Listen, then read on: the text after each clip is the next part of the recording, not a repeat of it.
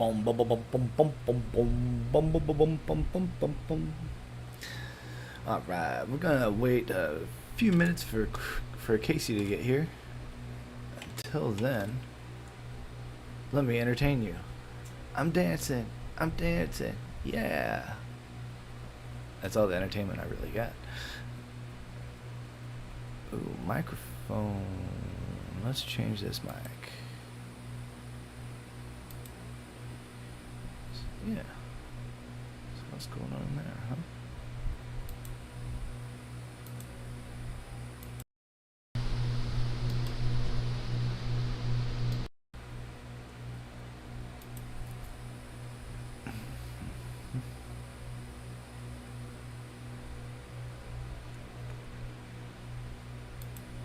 Check, check, check.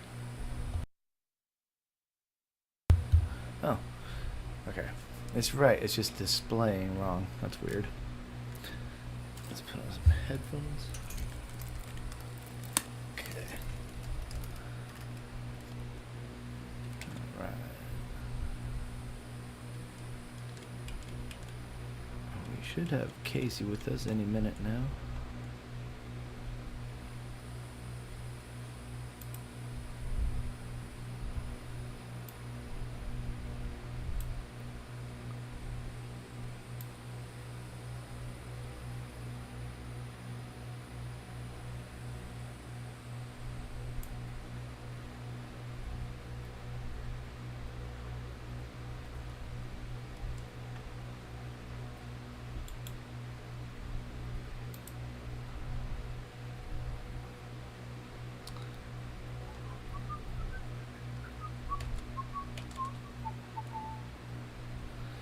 All right, I am ready for this Dogecoin explosion that's going to happen tonight. That a lot of people don't realize that this is their last chance to get Doge for under 8 cents. It might be their last chance to get it for under 10 cents, but only time will tell.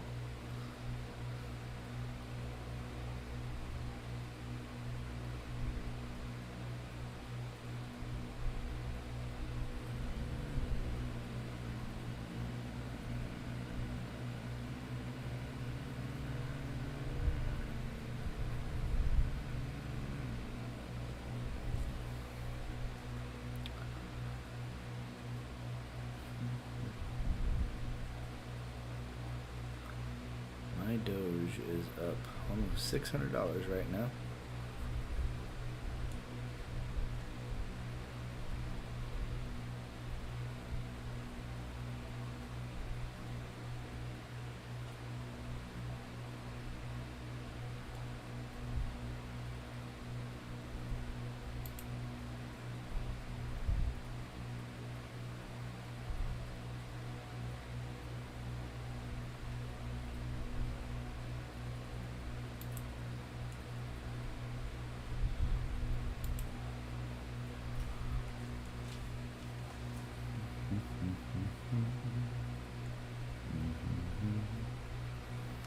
Boom, boom, boom, boom, boom, boom, boom, boom, boom, boom, boom, boom.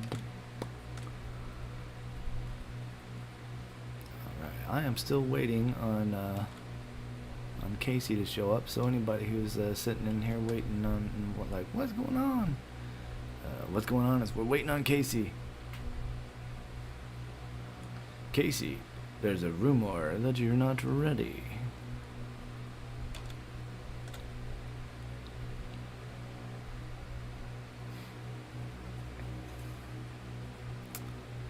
Alright, well anyway, I'll go ahead and get started. My name is Trime Taveler. You're looking at my backyard. And that's all I got. I started buying and selling cryptocurrency about 3-4 years ago. It was around 2019, just before that whole pandemic thing started. And I ended up turning $500 into about 48,000 at my highest point. And right now I'm at almost 25,000.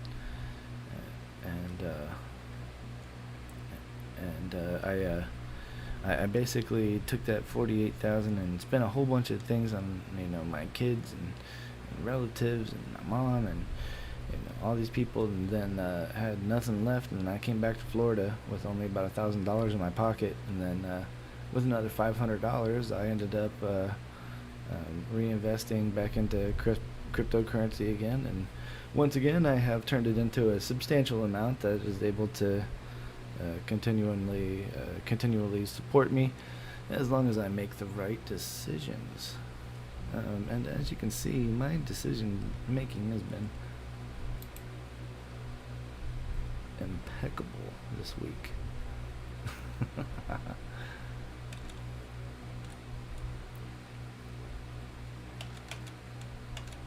see.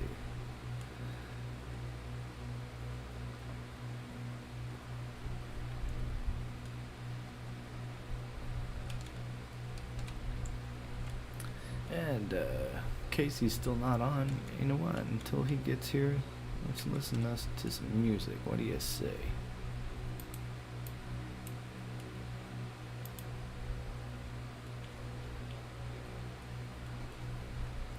Yesterday we left off on 1976. And that was October 15th was the last show that we played. We're about to play the Cow Palace at Daly City in California. And that is our New Year's Eve show. So after the show, we'll be going into 1977. So Happy New Year's, everybody.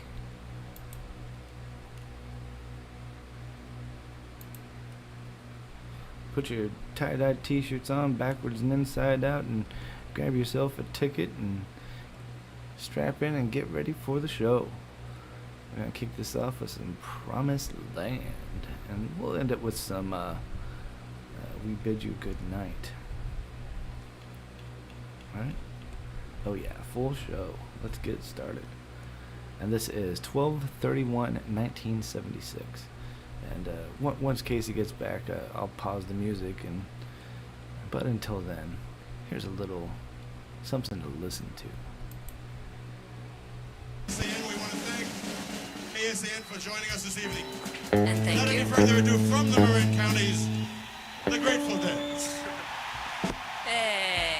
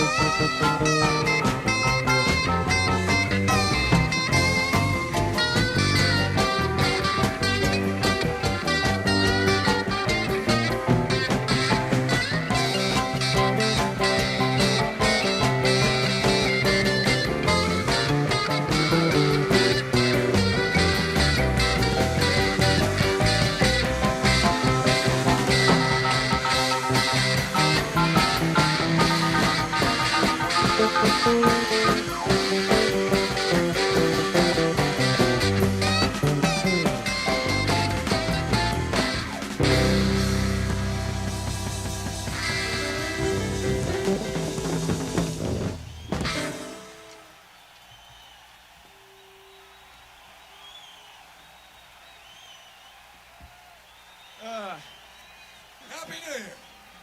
Aiden, thank you. Happy New Year. Big ol' hello to all you folks out there in Radio Land as well.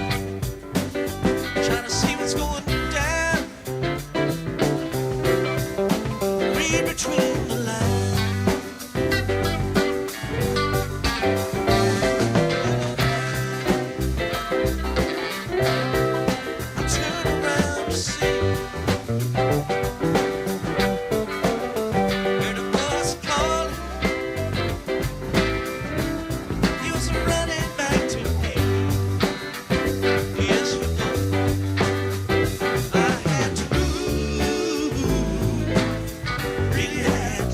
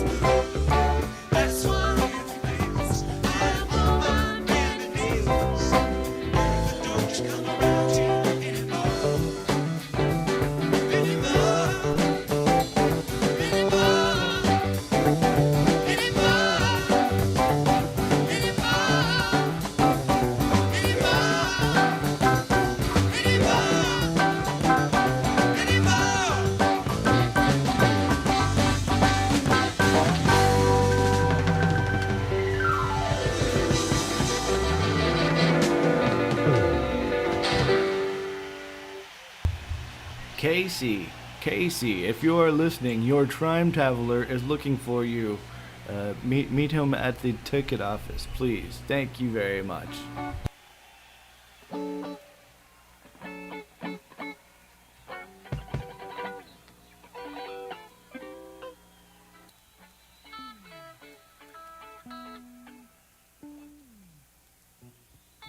have mercy on us crazies down here.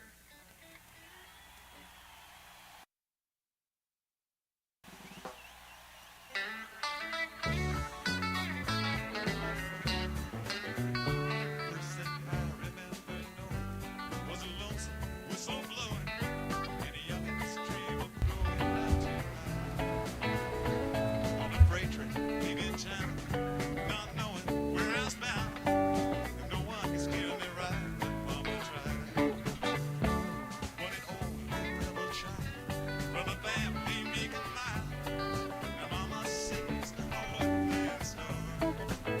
In spite of all my Sunday learning, toward the band I kept on turning. Till Mama couldn't hold me anymore. And I turned 21 in prison, doing life without parole. No one could steer me right. Mama tried to raise me better, but her pleading 99 leaves no one but me to blame, 'cause Mama tried.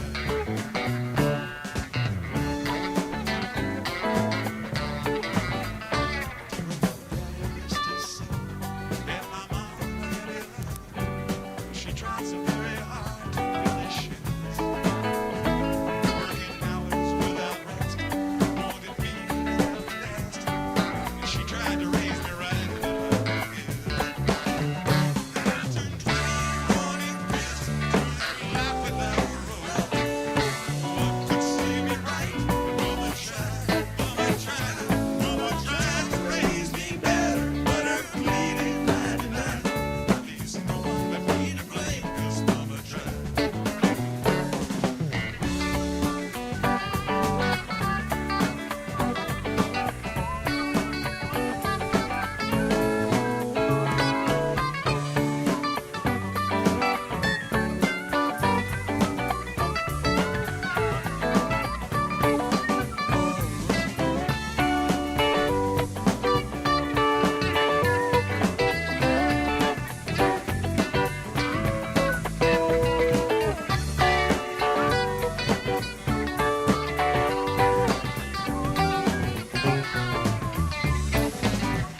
And I turned 21 in prison, doing life without parole. No one could see me right. Mama tried to raise me better, but her pleading 99 leaves no one but me to blame, 'cause Mama tried. That leaves no one but me to blame, 'cause Mama tried.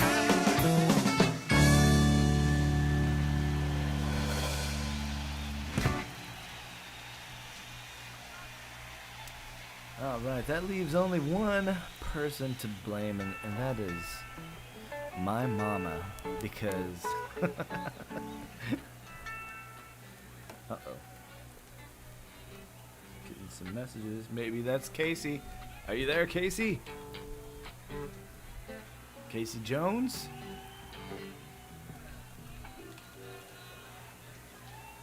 Casey Mount Rushmore? Casey Subscription Pirate? Your family's looking for you at the ticket office. It's near the box office, where the boxes are. The boxes, the tickets. Yeah.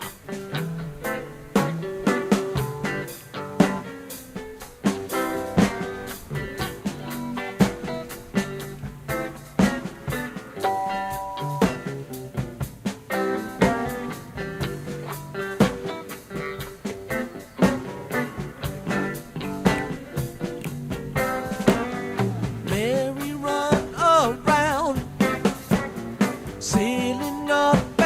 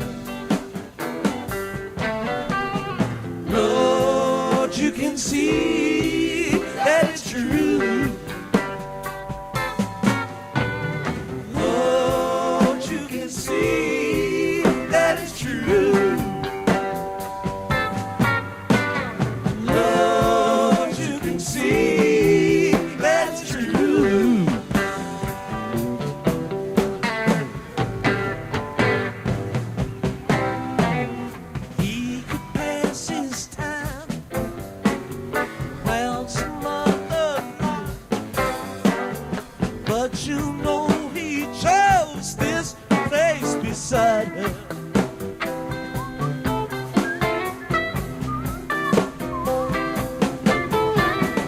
Won't get him go.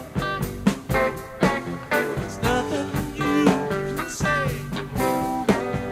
nothing that you need to add on to.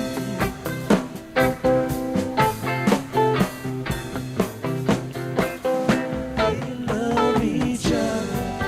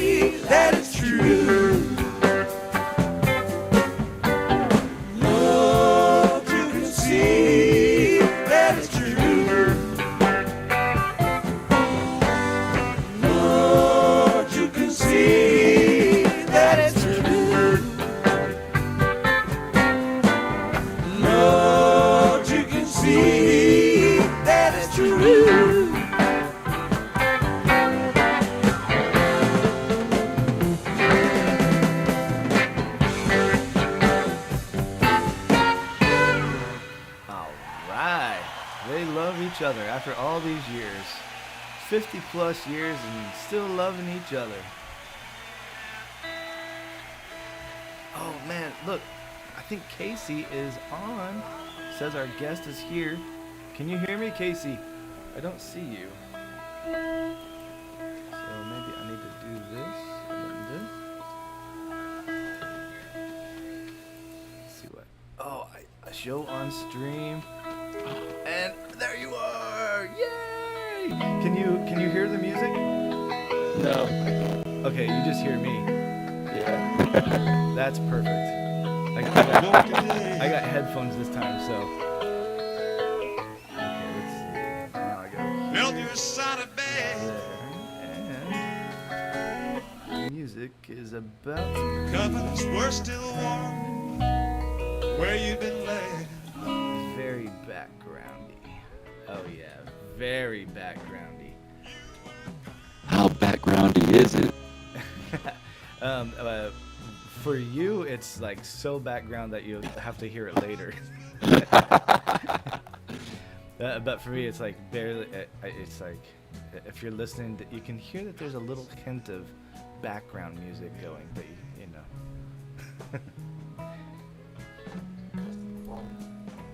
I'm definitely getting some weird mic noise from your mic whenever you speak into it. Say hello again. Hello. It's like hello.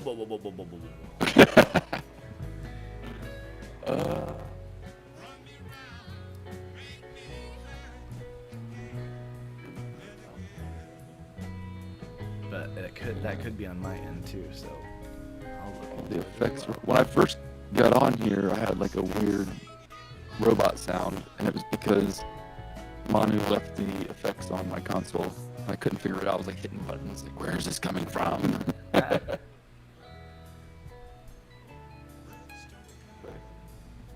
It sounded like this. Yeah, it still sounds like it. What? No. But somehow, so if you're hearing yourself right, then that means that the problem is somewhere between somewhere else and somewhere else. That would put it on my end, maybe. I don't know, but if How is that? Is that better? A little bit. I put on a little compression. Do I sound like I'm on the radio? It's there, but it's still kind of. It's very grumbly. Man, I remember we had all these that's problems perfect. last time. That's Really? perfect. There you go. I didn't even touch anything. It could be a too close or too far away thing as well.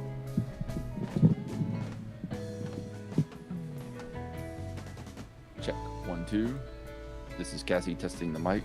Yeah, and Check, it could check, also check. just be a compression thing on my end. It's finally used to your mic. It's like, oh, that's more sound on top of all these other sounds. Yeah. I just upgraded the memory on my computer. I had 8 gigs, and I bought 2 different cards, and so now it's 16. Right on. Yeah. I have 8. Yeah. Do you have 2 slots? I don't think I can upgrade on this. I have this. It's a Lenovo, one of those things. It's for like Illustrator and Photoshop people, Ah, that's cool. and I don't think I can get into it. I think it's just the way it's built is the way it is. Yeah. No, you And can. You trust me. You always can. I got like kind of upset because I bought this thing, and then a year goes by. I bought it so I could hook it up to a TV, and I wanted this second screen here, and it had good specs for what it was, and I bought it, and I spent like $800 on it. And then they came out with these micro PCs. They have the processor in those is a little weaker than this, but they come with like 16 gigs of RAM and a terabyte hard drive and all this stuff. Right. And it's in a little box like this big, you know. Yep. Yeah. And they're like $250. They Man, I should have got that. They have some that are like that fit in an Altoids container. You ever seen any of those? No. Yeah, I saw someone had a Game Boy or something like that that was converted into a Altoids container. I've been wanting to make one ever since. There's a DIY for it online somewhere. Right on. I I'll love have that to check that out. nerdy kind of stuff. Like Nerd life. Nerd life. some cool stuff hanging out here. Oh well, here's probably the coolest thing I've got. The room. Your camera's been frozen for about 2 or 3 minutes. Oh really? Yeah. Okay, well it's on my feed it's fine. So Well, that's good. I guess that's what matters. yeah, you probably just need to like click on it or something. No.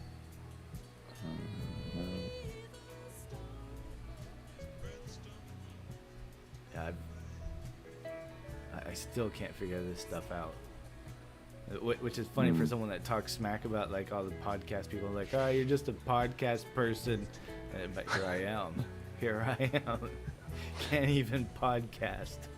I thought about doing all that. Then I was like, you know what? I don't want to be just some other libertarian with a podcast. So I started like meeting friends. I was like, I'll produce your podcast. Yeah, I pretty much started to. Well, I just got really bored. You know, that's what happened.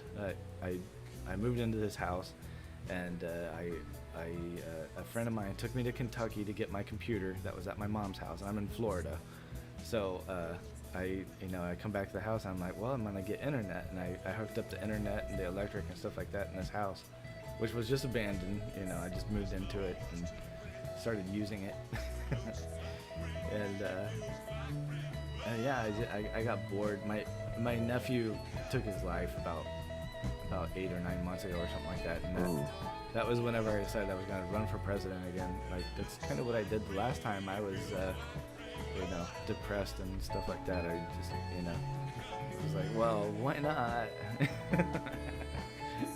If you're gonna lose it, just lose it all, man. And then people are like, you have to be crazy to run for president. I'm like, that's me. That's the goal. Yeah. Shrink government, starting with my own position. Not a real libertarian. Not even close. I made that comment on somebody. I was like, plug in not a real libertarian comment here. And then somebody with the screen name, not a real libertarian, commented, you rang or some shit like that.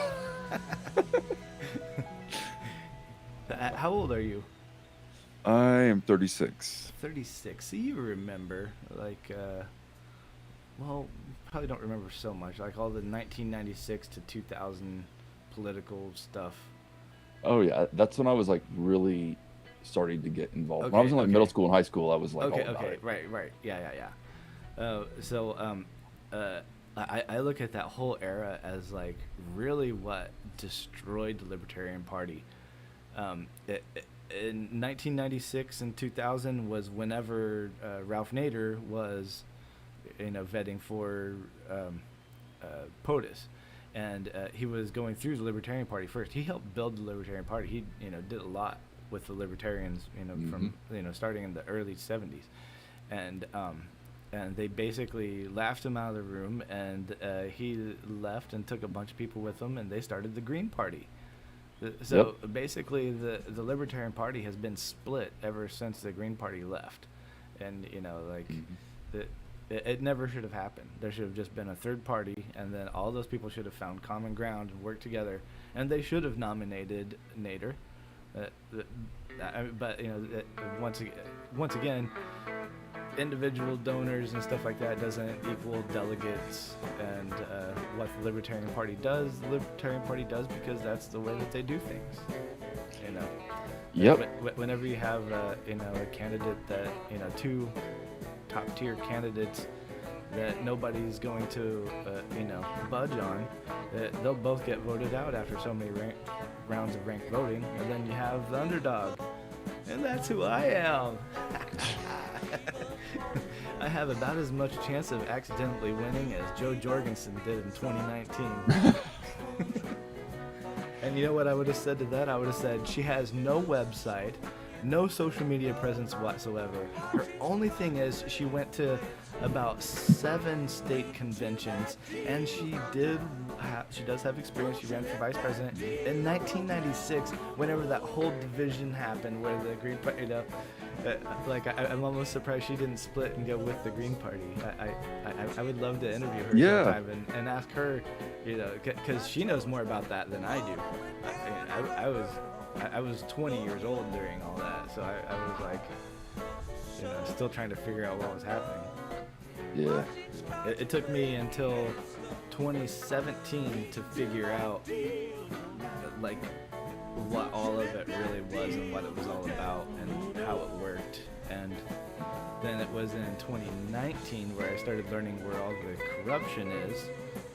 On a tour with Adam, Adam knows a lot too. Like he keeps a lot to himself, because sometimes you just do, because you mention certain things and you get blacklisted by certain people, just for, calling a spade a spade. I think that's a homosexual term. I don't mean it in that way at all, but you know what I mean. I miss seeing Adam in the circuit, let's say calling a groomer, even though I don't really like that terminology. I don't like using the language. I like to, say it exactly the way it is. This guy, used to teach a 15-year-old and eventually married her once she was of age. Yeah, that's weird. Instead of leaving it up to the imagination, you call someone a groomer and they're like, oh, the children. And it's like, well, I mean, it's a weird, messed up situation that he's very embarrassed about. So instead of just calling him something and just explain it and put it out on the table, here it is. This is what he did, and this is why no one likes him. And here's why everyone likes him, because he keeps on writing stuff, which is the narcissist way out. He's been trying to write his way out of, the trouble that he put himself into, and he needs to just face the karma and, get over his ego and go somewhere and do things that normal people do. Which I should probably take that advice too, but I never leave the house, so I get it. I put in about 100 applications on Indeed, and I got one phone call, and then I went in and I had this interview, thought I had the job, and then I didn't get a phone call back, and I started applying to Uber and Lyft and all that kind of stuff, and it turns out I have a felony warrant in Indiana for public nudity. What? So anyone that wants to hold anything above me, there it is right there. Felony warrant for public nudity. And I barely remember it. I think I was peeing behind Adam's bus. This happened 2 or 3 times. I would drive all night long, and then I would sleep. And whenever I slept, I would sleep for at least 5 or 6 hours. And then I'd have to wake up and I'd have to piss really bad. Right, and I would wake up and Adam would be in the bathroom. Adam takes hours in the bathroom. He puts on his makeup and his wig and his fake skin over his green, scaly skin. Yes. And it takes hours for him to complete that. And my bladder could possibly explode. So I in order to avoid bladder explosion and peeing in bottles in front of 2 women, I would go around to the back of the RV, and in this case, I was at some sort of a park or something, and someone saw me, and the police came, and they made a big deal out of it, and I don't even, they made such a big deal out of it that I didn't even remember it, and now I got a felony warrant for it. That reminds me of, have you ever read the book, I Hope They Serve Beer in Hell, or seen the movie? I think they put it in the movie. That's totally a flying spaghetti monster, though. So this book is about, it's written by this guy, and I'm drawing a blank on his name, Tucker Max, and it's about like all his like stupid, like dumb kid sexual adventures and stuff, and he just writes crazy stories. And there was this one where I believe the chapter, it was about how like he got a breathalyzer and took it to the bar with them. And he was like playing games with people to see who can blow the highest. So there's at the end of this story, they were at like a Dunkin' Donuts or some donut shop, and he went outside and he was pissing behind a dumpster, and a couple cops walked up on him with a light, and he was like pissed drunk, and he turned around mid pee and pissed on the cops. He was like, "Don't mind me, I'm just baking a cake."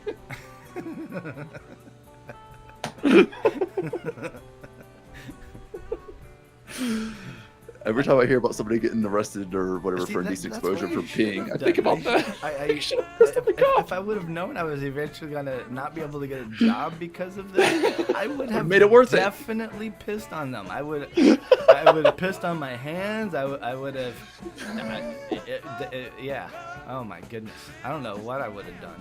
Oh, that was another one. There was a video that came across. So there was this kid in Jersey who was arrested for vaping in public, and all his friends, this is just like trending on Twitter like a week or 2 weeks ago, and all his like girlfriends were filming the cops like putting their knee on his head and like cuffing him and saying stop resisting and all this shit.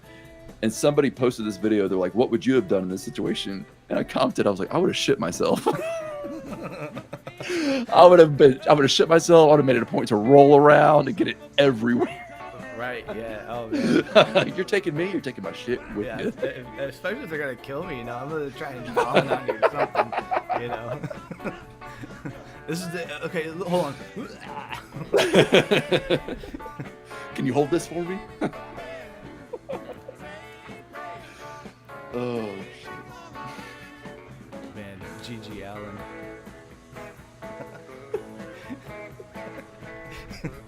Like, what would he do?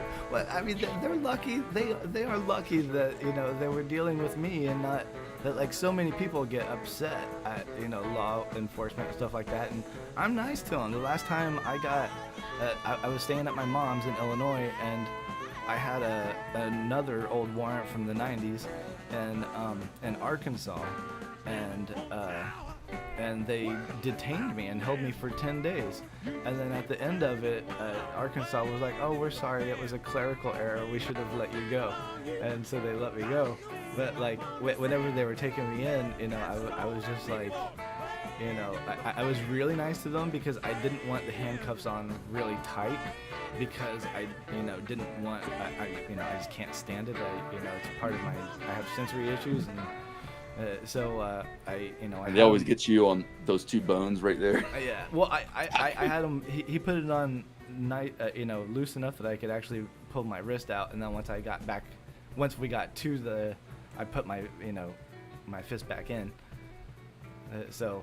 You know, I was able to actually sit comfortably in the car and stuff like that. And I was really nice to them. I was really nice to the officers and stuff like that. And, you know, they were all like, man, I wish everybody that I arrested was this easy. I'm like, well, we probably shouldn't be arresting people for, you know, doing nothing. That one was a headlight. That one was a headlight out. I had no headlight. Because that was hurting people. Yeah. It was headlight out, failure to appear, and then I went back, and then I spent a weekend in jail over this headlight out, right? And then I left again and never appeared, and I went back another time, and I got like 3 or 4 failure to appears, and one of the times I ended up in jail for 45 days over it. And then I still never paid the fine, and that's what they, you know, held me for 10 days for, you know, and that was all the way back in 1997 in Arkansas. And if you were more than 600 miles away, they wouldn't extradite you. I was 550 miles away. Oh, man. Or if I was in Indiana, they wouldn't extradite me, and I was like 10 miles from the Indiana border. I'm going to go for a walk for about 15, 20 minutes.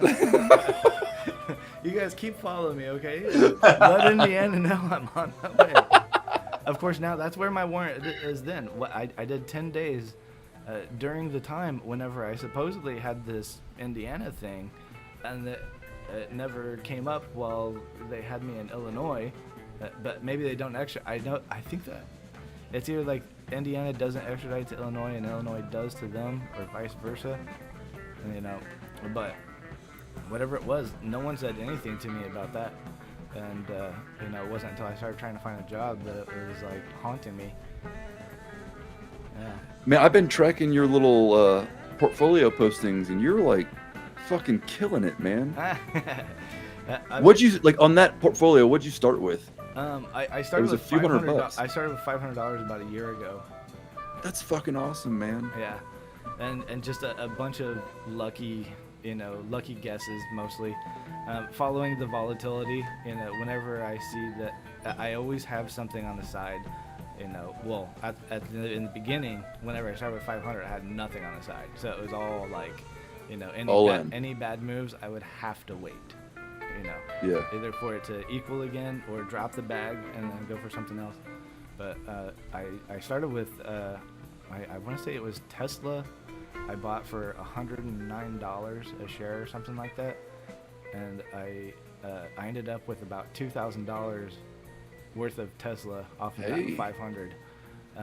After just moving it a couple of times in less than 2 or 3 months or something like that, and then one thing led to another.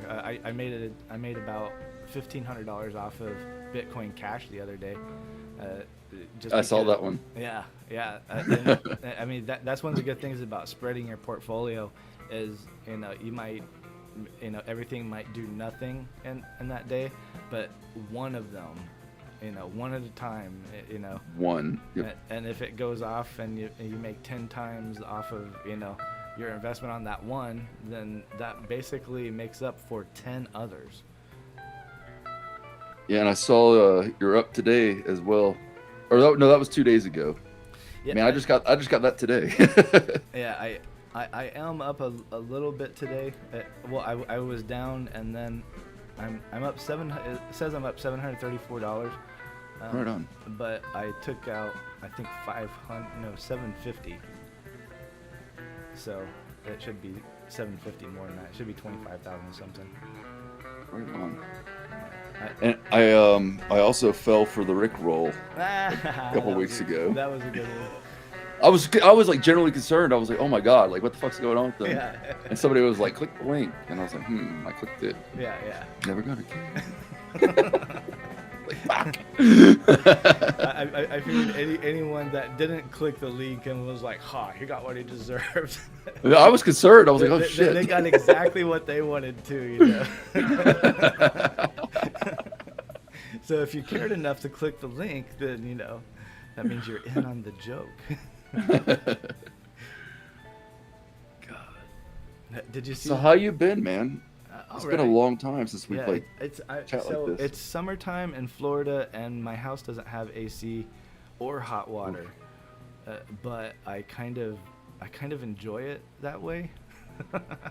I'm from Florida, and I know exactly how that feels. Right. Yeah. So during the summer, if you have AC, you don't leave your house. Like, it hurts your body. Your entire body hurts to go outside, especially if you have arthritis really bad, stuff like that. So, I feel like, using fans and just having a breeze blow through my house and, dealing with 88 degrees is, it's not so bad. I don't know what it is outside, but it's hotter than it is in here. And then once the sun goes down, it cools off. Right on. So you just got fans, or you have like some sort of a swamp cooler or anything? I got 2 fans. 2 fans. Yep. Man, that's more than me. I don't have any fans. Yeah, I rotate them really. So this room is the back bedroom, and it's the last place for the sun to hit. So at the end of the day, this room gets warm, but from all morning until about 2 or 3 o'clock, this is the coolest room in the house. And then once the sun goes over there, then I put the fans in the windows in there and start cooling off that room. Right on. Yeah, it's great. So how's the whole squatting process going? Are you gonna have this home in your name here soon? I did more research on this home, and I am technically only trespassing here. Because it's owned by a 501c, I cannot pull off paying their taxes because they have their own tax bracket and everything like that. And if I pay it, then it becomes fraud somehow. And so I'm just trespassing until someone says you can't be there, and then I'll say, how long do I have? And then, as long as they say, 2 weeks or something like that, I'll be fine. If they say 2 days, then I'm gonna be like, well, I've received mail here and I have utilities and stuff. I think it's gonna take longer to, evict me properly, right? I'll basically just call their bluff, and then I'll be like, give me 30 days. So it's owned by a 501c. What? Out of Canada. What were they using out of Canada? And the owner of the 501c died. So it's just a block of properties that are owned by these people who were renting it out to military vets, but only certain ones. They had to make more than a certain amount and less than a certain amount. So it was a small window where a lot of people either would, lose their job and lose the house because they were making too little, or they would get a raise and have to find a different house because they were making too much. So how did you find it? It's next door to one of my best friend's house, and the lawn was waist high. Okay. Yeah. So you just did like a little Google search, and you're like, oh shit. Yeah. Nobody's here. Homeless people had been using the place already. So all that I did was move their stuff out and cleaned it up, and then started slowly moving my stuff in and messing it back up. Did you get the house like rekeyed with your own locks and everything? I went to Home Depot and I bought a set of handles, and then there's one door that has a realtor lock on it, and I put it in the kitchen, but it was already falling off. Like that's where the homeless people had wedged it off. So I put you couldn't lock that door, so I put working locks on that door. All right. Yeah. So I don't know if that. And nobody has been there saying like, "Oh, we're going to use this at some not point." Even once in 18 months. They forgot about it. Yeah, and it had been about 5 years before I moved in that anyone had lived here. I wonder if there's any way around that 501c where you can get it, where you can acquire that. Right. Have you done any research into that? Well, as far as eminent domain goes, it's 7 years, and I thought that I had to receive mail here myself for 7 years, but it turns out that I can pay back taxes as long as they're so many years overdue. I can pay up to 7 years back taxes as long as they're that much is overdue, and then claim that I've been here for 7 years. Now, are they paying their taxes on that or no? They have not paid them in about 6 years. But if you pay them, it's fraud. Yes, because I'm not a registered 501c. And if I created a 501c just to pay we're definitely describing fraud here. So I'm just trespassing. And there's no way around it? There's really not. But it is confusing with everything else that's going on. It's like, I think that because it was part of this nonprofit or whatever, it goes to the city, and then they get to auction the property and stuff like that. So my best chance of getting it would be going to that auction and crossing my fingers that no one else bids on it. Would you, if the opportunity were to come up, would you use your portfolio to buy that property? If I could get it for $25,000, yes. I would spend every penny I had just to own it, and then never ever for the first 6 months, every single day I was peeking out the windows. I was waiting for someone to knock on that door, and now I just it's still a little bit of a worry, but I don't look out the windows constantly anymore. It's just home now. Yeah. And I leave the door unlocked all the time now, mostly. I usually leave it unlocked because my neighbor comes in. He uses the washer. There's a washer and dryer, like brand new, and so I don't even have that. yeah. I mean, Damn. it doesn't have hot water, but yeah. And then it's 2 bedrooms, and it has this giant like showroom in the front that almost looks kind of like it was a garage at one time. They turned into an extra room. Right on. And I've been doing stuff out of that. I bought a printer recently. I want to buy a CNC machine and a laser Yes. cutter. And I've been looking at properties, and I'm thinking about leasing someplace and starting a little juice bar, like juice bar / thrift That store. would be cool. Hell yeah, man. Yeah. What are you gonna call it? I don't know. I'll let someone else name it. All my names are pretty bad. I used to have a skateboard shop that sold disc golf equipment also, and it was called Disc 8. So Okay. like SK8, Yeah. like DIS. And it was very confusing to everybody. The disc golfers are like, it's DISC, you know that, right? I'm like, yeah. Yeah, but skate has a K. And the skateboarders were like, why is there disc golf stuff here? And I'm like, because the skate shop could not stay open on its own income. No, and neither can a disc golf shop. But if you put them Right, together, exactly. Yeah, and then eventually I did get rid of the disc golf equipment to expand to shoes, and I should have never gotten rid of that stuff because it was it was a regular income.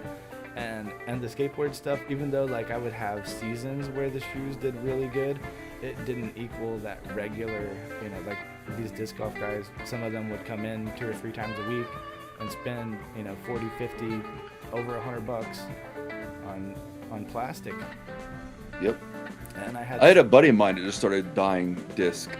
He lives in Zephyr Hills, Uh-huh. and he was telling me when he first started, he's like, "This is an untapped market. It's just starting to trend. It's like one of the most popular up and coming sports." Right, yeah. He was talking about how like the number of people competing have like doubled and tripled over like the course of like a year. He's like, "So I'm gonna start dyeing these discs," and he did, and now he's making a living doing it. Yeah. It's insane. Yeah, oh, and there's certain discs too. Like if you go to the World Championships and stuff like that, and buy whatever it is, the year of rock or whatever, and buy like 100 of them and sit on them for 5 years, then you've got like a $200 disc that you paid $15 a piece for or something Yep. like that. Yeah. That's another thing. He was talking. So he's getting sponsored by disc manufacturers, and they send him like lots of blanks, and then he dyes them and customizes them. Oh, nice. And he was telling me, he goes, "Yeah, when I first started, I was buying a disc for $15, dyeing it, selling it for $25, and now I'm getting my disc for like $3 to $5." And I'm like, "Sweet, man, fuck yeah." Yeah. That's cool, man. Yeah. And you got your buttons going. Yep. Yeah, I actually slowed down. I have some that I still need to make for people, and I just haven't done it for a little bit because I just been in a slump. But I need to pull. I have them. Everything's right here behind me. You're still frozen on my screen. I can't see it. Oh. Hey, I'm gonna real quick. I don't know if this will interrupt me, but I want to give this a shot.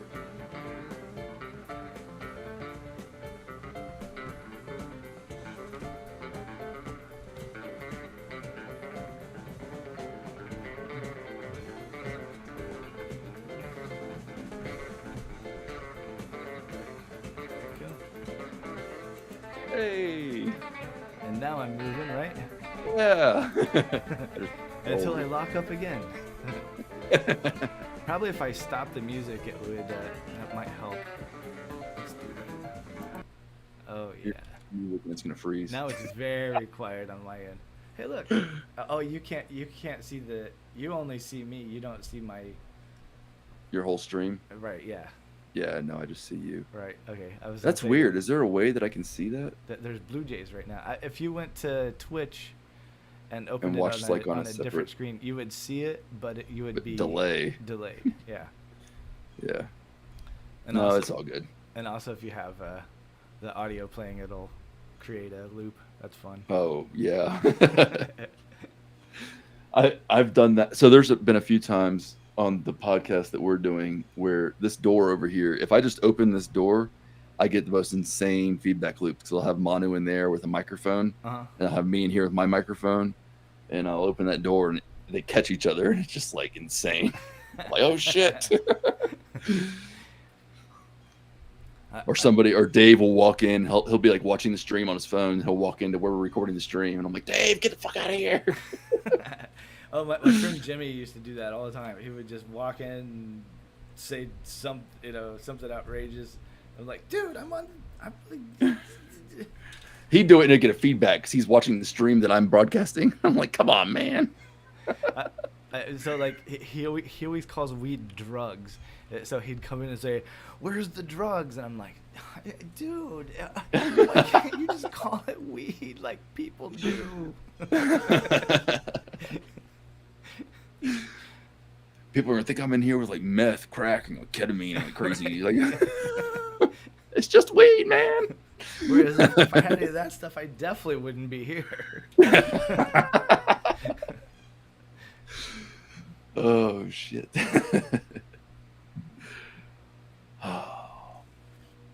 So we need some characters to start calling into our show, man. And I want you to call in with your Trime Traveler and be the Trime Traveler on our Dangerous Thoughts podcast. I think Manu would like that. Oh yeah, I could definitely do that.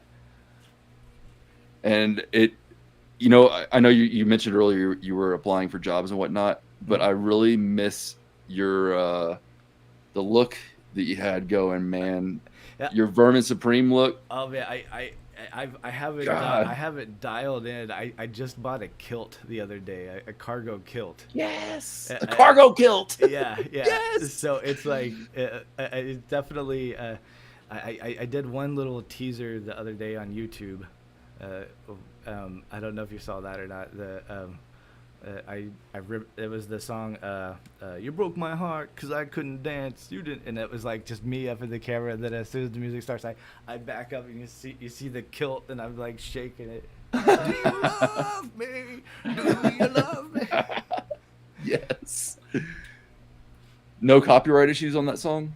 Well, it was through YouTube, and I did their music and their thing Right on. through shorts and stuff like that. So I'm sure there is, but you get away with it as long as you do it on their thing, on their terms. Man, my girl's on TikTok. She just rolled 90,000 followers over there, and she's monetized, but TikTok doesn't pay shit. And I've been talking to her about YouTube, and we've talked about it, but it's a lot of work to rip all her shit from TikTok and Duel, you know. So she had this video. She had a video she made a year ago that she never uploaded, and last Sunday she uploaded it on accident. She was just like scrolling through TikTok. She said, "Oh shit, I accidentally uploaded that." And she's like, "Oh well," and she left it. And this was Sunday, about 3 hours before we started our show, and Manu was here, and she told Manu, she's like, "Man, I'm already up to 300,000 views on this fucking video," and he's like, "Damn, you just posted?" She's like, "Yeah, just a few hours ago."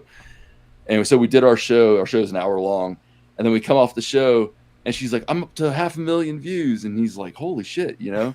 And then the next morning we wake up and it's at 1.3 million views, and we're like, "What the fuck?" You're like, we And have now 20 people. Yeah, and now she's up to like it's like at 1 point. Last I checked, it was 1.5. So it's probably like 1.6, 1.7, like something like that. But she told me, she's like, "Man, I'm gonna make about $50 from TikTok off of this." I was like, "That's really cool." But out of curiosity, I wonder what this would pay on YouTube. And I looked it up, and it was like $4,500. I was like, "What?" I was like, "All right, we're starting a YouTube." Have you heard of Kick yet? No, It's I know Rumble's paying immediately. Kick is basically a Twitch alternative. And, Okay. A lot of people are switching to it because they have a better payout system or something. I don't know exactly. Are you gonna switch? I multi-stream. I'm on Kick, Trovo, YouTube, Facebook, and my website right now. Right on. Yeah. How about Rumble? There's no minimum requirements to monetize on Rumble. I haven't used Rumble, but I'm sure I can. All I have to do is get an API and Yeah. type it in. Yeah. A lot of the libertarian community has been talking about that. The ones that are getting kicked off of YouTube are going to Rumble. I get kicked off YouTube all the time. Basically if I play the Grateful Dead shows, it sets off copyright things, even though it's That's a taper, bullshit. and it's and all I have to do is challenge it, appeal it, and almost every single time it goes away. But I think I have two right now. If I play one that was like one of the commercially released shows, those ones I cannot, even if it is a filmer, a taper version, it's still Yep. copyrighted, and so like those ones are the only ones, strikes that I haven't been able to get rid of.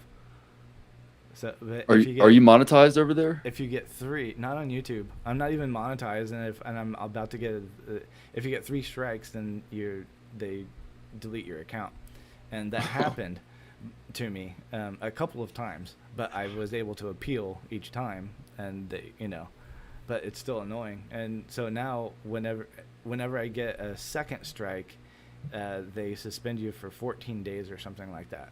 So so anytime that I get a second strike, I'm until I appeal, I'm off of YouTube. So I Yep. just tell people, either go to my website or Twitch. Or go to Twitch, Twitch yeah. is the only one that I'm actually monetized on, and I set it so that it has commercials, 30 seconds of commercials every hour or something like that, Mhm. which is the lowest setting. And I did it that way because I stream music for 12 hours at a time, and people don't want to hear commercials. Now, are you seeing anything from that yet? What's that? Are you seeing anything from Twitch yet?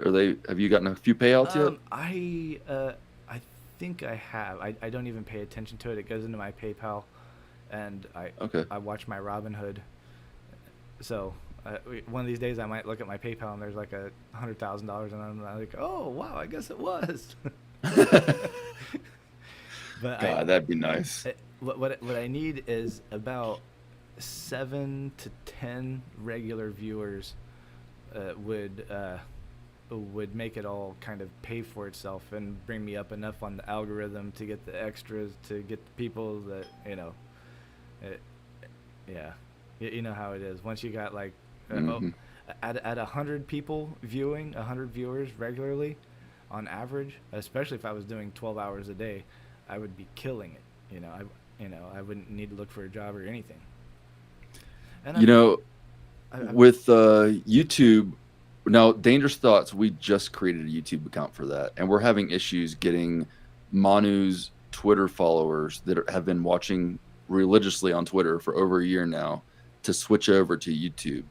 So on Twitter, we'll have like probably 2,000 to 3,000 views, and then on YouTube, we'll have 3. right. And Twitter doesn't pay. Well, I mean, they started paying now. I don't know. I haven't. No, I'll talk to him today and see if he's gotten a check for anything, but I don't think so. He would have mentioned it. I mean, I'm seeing a bunch of people have showed off their checks that I they've know. gotten from Twitter, and it's just like, oh my god, why do People with like 100,000 followers are getting checks for like $3 to $6 grand. right, for like a few days. Right. Yeah. And then I saw those the liberal talking I heads, feel those like brothers, that whatever. model is just not going to.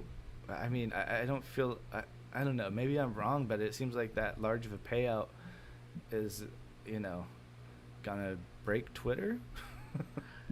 Elon said that he wanted to be the highest paying platform for influencers, Uh-huh. and I guess this is it. But you're right. I don't know how long that's gonna last. Right. If that's It- sustainable for them. That's kind of what they're saying about Twitch right now. Their model is failing, and that's why people are moving to Kick, because I guess they're lowering their payouts and raising their commercial time and stuff like that, and people are just way more into this Kick model than they are Twitch's model.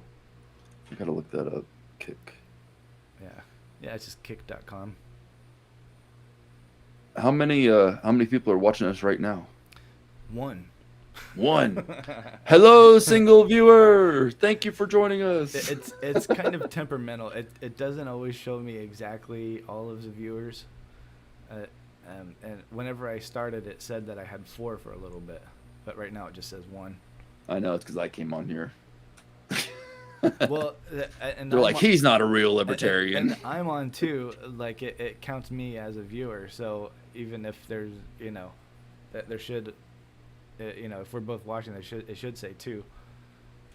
So I'm just watching you on my screen here. yeah. I did go and check it and make sure it was working. I'll do that again. See if it pops up to 2 viewers. After this 30-second commercial. Oh, no commercial. How about that? I guess it counted the one from last time. That's cool. Oh, you got some outdoor cams there? Yep. Yeah, that's my backyard. I have. Is that a broken window? No, it's a little bird feeder that was stuck. in the Oh, ropes. okay. Yeah. Oh, okay. I see it. So the camera looks through the window, through that bird feeder, at the other bird feeder in the background that you're kind of blocking. Right on. That's cool. Actually, I can. Oh, do I hear this. kids. Check this out. Oh yeah, there you go. I just kind of shrunk your camera a little bit, and now the bird feeder showing. I had some blue jays showed up a little bit ago. Oh, there. Yeah, there it goes.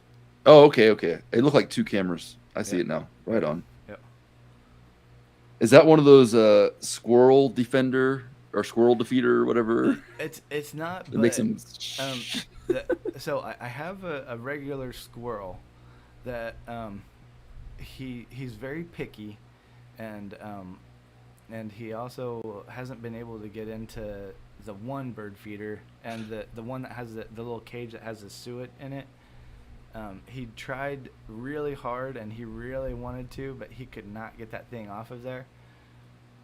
Another night I had a raccoon try, and the raccoon couldn't get it off of there. But I think it was just so difficult for them that they gave up. And the cardinals and blue jays is what I usually get. I have a couple of woodpeckers now too. Yeah, there's I like woodpeckers, but there's this one woodpecker that is in our neighborhood that is putting holes in everybody's house. I have, like little fireworks snaps once you throw on the ground, Mm-hmm. and they pop. I have these ones called sumo snaps, and they look like little sticks of dynamite, but they're the same thing. I know They're just exactly about as what loud you're as talking a about. It's just a little louder. M80. Yeah. And I'll go out, like every time I see one on my neighbor's house, I'll go out and toss one in the driveway. Bow. Uh-huh. And there was the neighbor directly across the street from me. He's patched above his garage like 6 different spots, all within like a little spot. There's like 6 holes. And he's Right. patched them all. I was like, hey man, you got some wood putty over there? I was like, you get some of these, mix them with some wood putty, stick it in that hole. He won't come back. Like, I don't think it hurt him, but he won't come back. Right.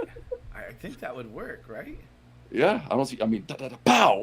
Like, oh shit, might damage his beak a little bit. So I guess, as far maybe. as fixing the spots, it's the bugs on the other side of the spots that it wants. Yep, So if you're not doing anything about that, they're just gonna come back.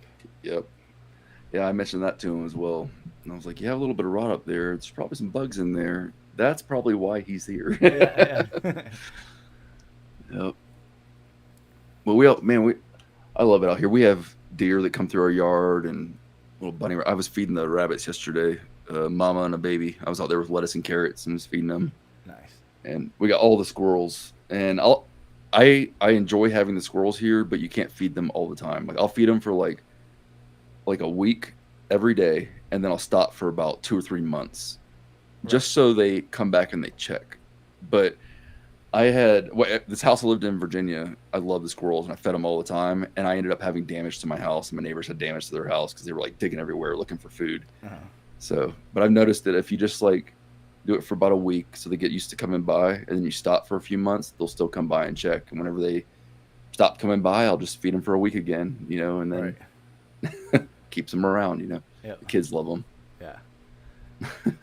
Yeah, it's like you want them, but you don't want too many of them. Yes. You don't want the rascally ones. Yes.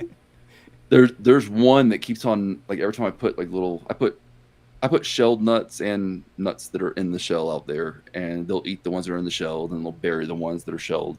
Huh. But the squirrels will knock them down under my sliding glass door, and then they'll like burrow into the wood under the door trying to get it, and they end up fucking up the bottom of the door. So I was like, okay, I'm not gonna put food here anymore. Yeah. I'll put it out in the pavement for them or something. Throw it in the yard. They're fun though, man. Yeah.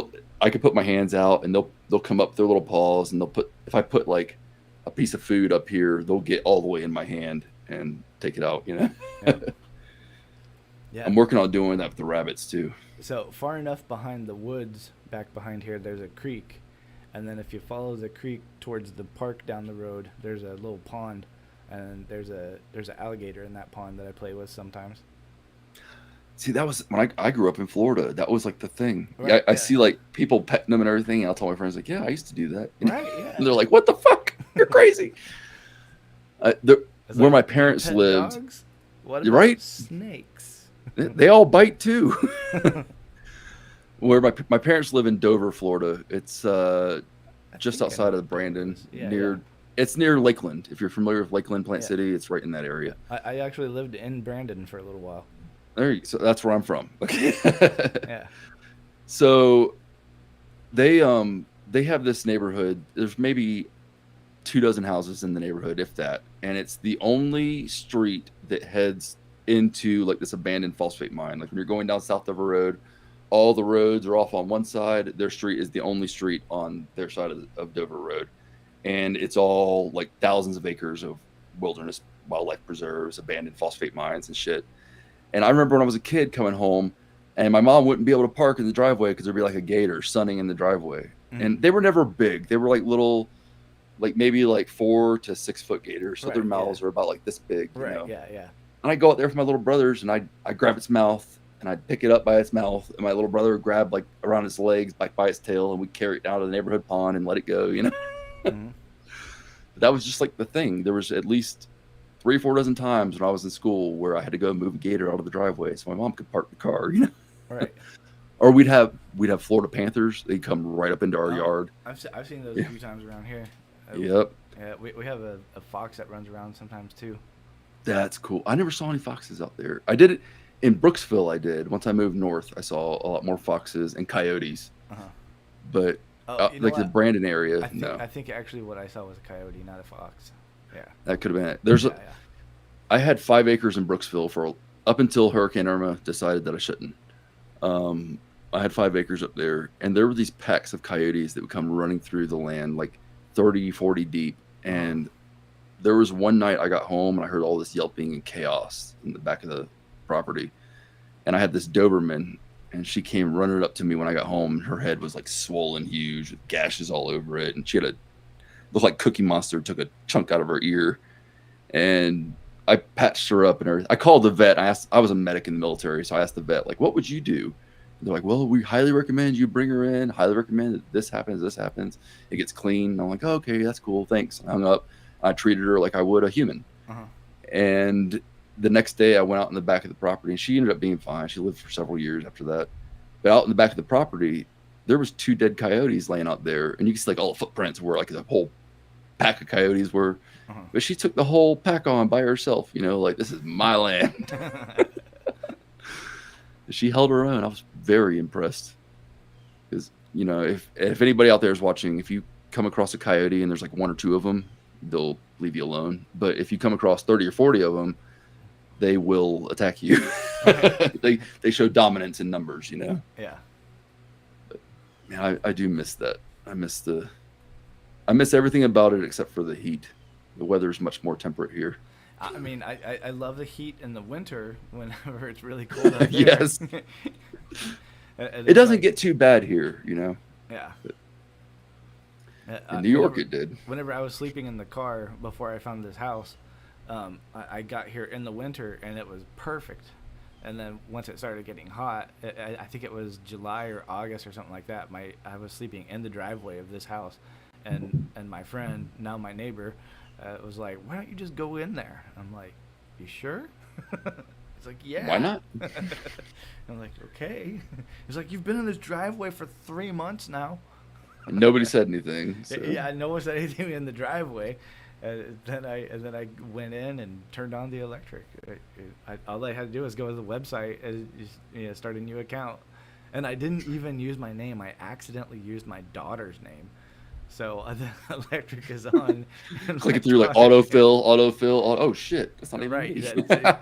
That's exactly what happened. It was like I did the zip code or something at the bottom, and it adjusted everything on the top. Yep. Yep. And then So- I can't change it back for some. I've tried to change it back a couple times, but it's like they need Zoe to sign off on it or something. I'm like, she's 5.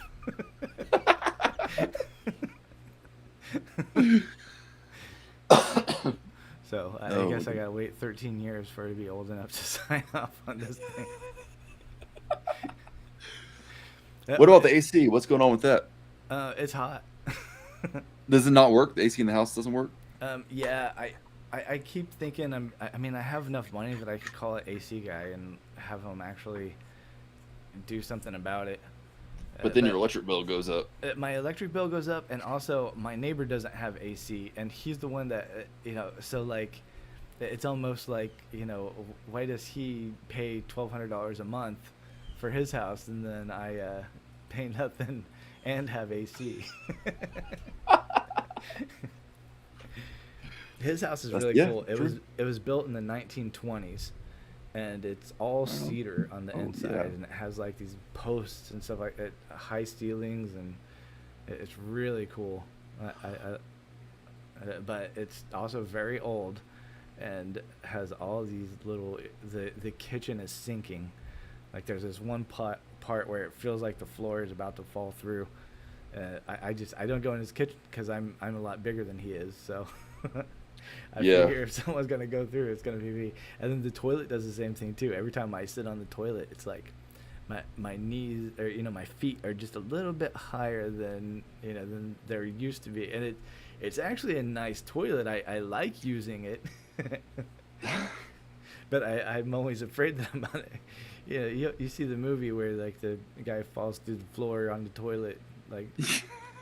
And then plus I'm in Florida, so I heard the stories about like sinkholes and stuff like that. The one guy, his brother fell through the floor, like on his bed or something like that, and he kept on saying that he could hear his brother screaming down there, and then they were like, he's just delusional. He couldn't have survived or something like that. He's like, no, I hear him. They're like, but we can't go down there. There's no way. I tell my kids, so like if my kids are taking a bath and they're like splashing water all over the floor, I'm like, you keep doing that, the tub's going to fall through the floor, right? You're going to go with it. I have that genuine fear every time I use the bathroom at my neighbor's house. My brother bought a house. Well, he's my brother. He bought a house in Perry, Florida about 2 years ago now. And it is the coolest house. I mean, all right, you know how Florida real estate is. You know how much houses are down there. Right. If I were to tell you that somebody bought a house that was like 6,000 square feet on 10 acres that had a pond and several outbuildings and all this shit, like how much money would you think they spent on this giant ass house? Oh man, at least $500,000. Okay, at least $500,000. He got it for $300,000. 10 acres. It's 6,000 square feet. It's got 1, 2, 3. I want to say 9 bedrooms. Wow, that sounds more like $1.5 million. 5 bathrooms. Okay. Have you ever seen the Blues Brothers 2000? Oh yeah. That Madame Musette, whatever, the Season of the Witch lady. Right. Yeah. It looks like her house. Nice. And you like walk outside. There's the pond. There's like gators sitting out in the pond, like right outside his house. But when I moved out to Colorado, the first leg of the trip, so I was driving with my family, so we stopped it took us 6 days to get out here. We stopped overnight, and only drove a few hours a day. And our first stop was in Perry, Florida. We stopped at his house. I was like, I want to see you one more time before we leave. And we all stayed over there. Like all the kids had their own room in the house, and they all loved it. Yeah. And it was one of the coolest experiences that I have ever had in like an old Florida home. It was like you said, built in the 20s, and it was like all cedar on the inside. It had what you call it when you walk in the front door, like not like an atrium, but like this room that's like all it's got like glass like walls all around you, and a staircase goes up in the middle of it. He's got plants and stuff hanging in there. It it looks so fucking cool. And like his kid's bedroom is like when you walk in the front door, you see that big glass room and everything, and you go one way and it's the main part of the house. You go up those stairs and there's like it's almost like a crew quarters. There's like bedrooms and like an extra kitchen and everything up there. And then you go off the other way and there's this room that's about the size of a small church, like a small like a schoolhouse, if you will. But his kids live in there, and his two sons, and he built like a jungle gym with like slides and stuff inside their room. It's like this big ass fucking room. Nice. But like if I were to go back to Florida, I'd have to have that swampy, that kind of house, you know. Like I don't want to go back into one of those cookie cutters. Yeah. This one's actually really nice.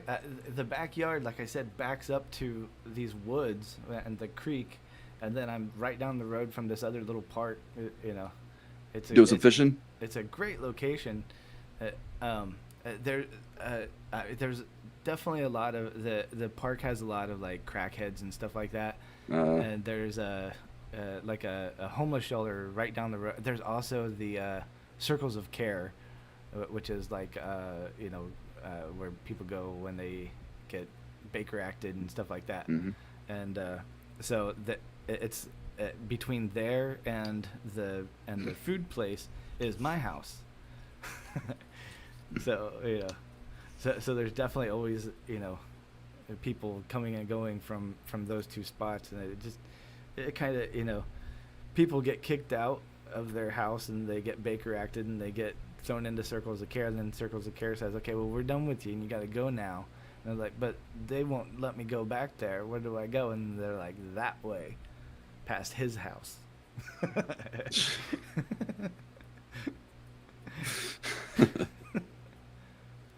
Is that a 3-string guitar behind it? That's a cigar box guitar, isn't it? Fuck yeah, that's the first one I built, man.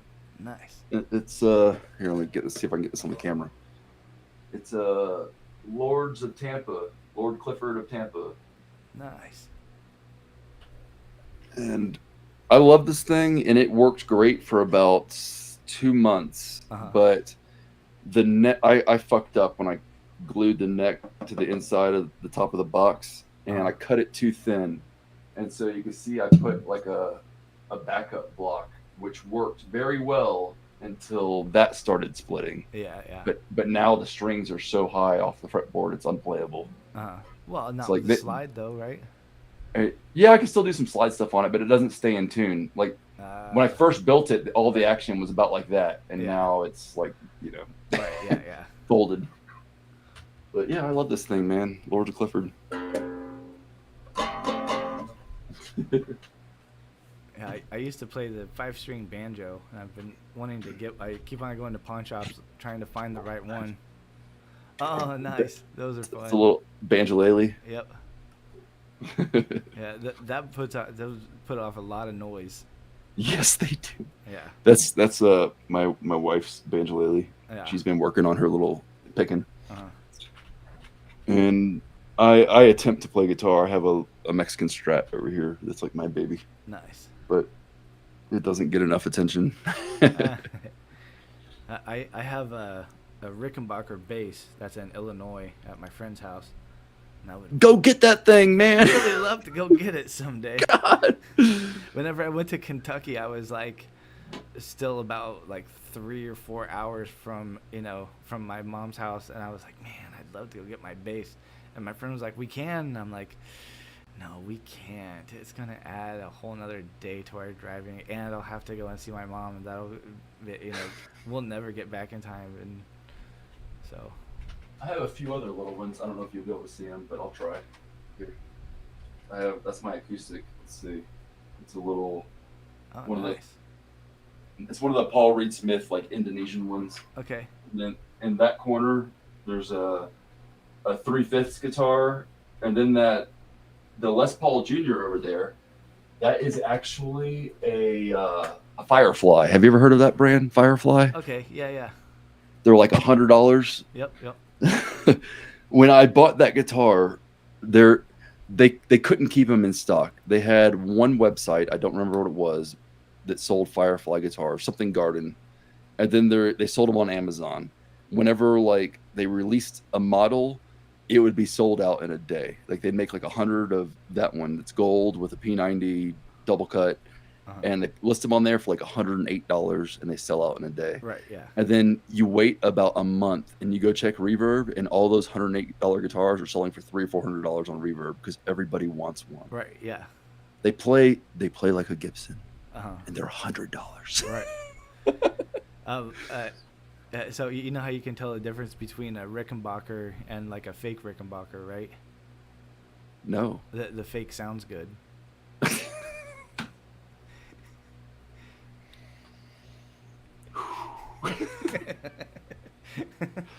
Don't be telling that to Tom Petty, man. He's the one that told me that joke. Oh, that's funny.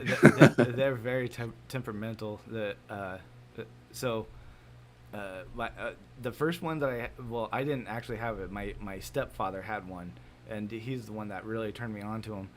But his had the 2 inputs on it, and Yep. The regular and then the Rico sound, and that Rico sound just was. I don't know why they even added that. It was a gimmick that made a terrible sound. And that's like the Fender maybe Ultra maybe shit. some of them worked good, and Yes. but his, you just didn't use that one. If you plug it in and it's buzzy and sounds terrible, that's the Rico sound. Yeah. Fender did that on the Ultra or whatever the hell they called it, like their high-end Stratocasters. Yeah. They put the little switch on the knob that gives you like 5 more sounds, so you have 10 sounds out of 3 pickups. Right. It is the worst switch on the planet. Like it's the shit switch. So Jerry Garcia did that. He had 2 or 3 inputs on his guitar, but it was like stereo kind of stuff, and like you said, there was switches. Stereo? I mean, I don't know, like one pickup goes right, the other pickup goes left. Yeah, they do like the reverse phase, Yeah. and then they do reverse polarity, and it's like you have your 3 pickups, so you have like these 2 in reverse, and then you have these 2 in reverse, then you have like these 2 in reverse, Right. and then they'll have like the polarity for both of them, and it gives you those 5 extra sounds out of your 5-way switch on a Strat. Yeah. But all 5 sounds sound like shit. Like I bought a Strat. I just want a Strat. I don't want all this extra shit. I Right. just want a Strat. Yeah. You sound good on your own. Just Yeah, be you. If I wanted all that extra shit, then I'd buy a Lederman. One of Jerry's guitars. A remake. Like, okay, now I got all these weird sounds, and it'll be right. It'll be like, Yeah, oh, somebody who okay. actually plays it and built it was like, no, that sounds fucked up. Let me fix Right, it. right, And yeah. they got it right, Yeah. not just some factory switch. Yeah, Like, oh, his stuff is very individually made. yes. Yeah. He so whenever Jerry died, he left the guitars that he made for him in his will to him, and so that he could sell them, and which he did. He ended up selling them for millions of dollars, and he also had some agreement to not make reproductions. So he does make similar, like basically the exact same thing, but different, wood patterns and stuff like that. Yeah. He doesn't make exact replicas. Hmm. And but you can still buy his guitars, and they're good guitars. I bet. Yeah. And then there's also this other guy that makes Jerry Garcia replicas. What's his name? Fred, Phred, Fred guitars. Okay. And he also does Trey Anastasio. He's really into Fish. So Trey plays like this hollow body guitar that has this crazy sustain, and he basically made a replica of that is kind of the one that put him on the map, probably. I'm looking it up right now. Yeah, but his are cheap. So his are cheap reproductions, and whenever you buy one of his, you get like a sticker that has the little emblem on it. Whereas if you get the Lederman, it has the chrome, tiger or whatever. Man, here's somebody selling a Fred for $1,700. Yep, sounds right. These guitars are a little out of my price range. Yeah. I like before COVID, I was looking into starting a backline company. So I already had my Strat, my Mexican Strat. That one I got for $500 on Amazon, and Uh-huh. it's a Fender special run. So if I don't know if you're familiar with this FSR versions of Fender. So like if somebody orders a guitar from Fender and they want a specific color on it that's not in production or specific Uh-huh. pickup pattern that's not in production, you can get a special run made, but there's a minimum requirement of 20 guitars. Right. So there's a music store in Texas called Austin Bazaar, and somebody came in and they wanted a candied tangerine Telecaster. And in order for them to get that Telecaster, they had to have a special run made. And so Austin Bazaar put in an order to the Fender Mexican factory, and they ordered it was 20 candied tangerine guitars. 5 of them were Strats with a rosewood fretboard, 5 of them Strats with a maple fretboard, 5 Tellys with a maple fretboard, and 5 Tellys with a rosewood fretboard. And each one of them, so like if it had the rosewood on it, it came with the lighter pick guard, and if it had the maple on it, it came with the turtle shell pick guard. I see. Yeah. And I liked rosewood. yeah, that was the last one that they had, and they couldn't get rid of it, and so they put it on Amazon for $4.99.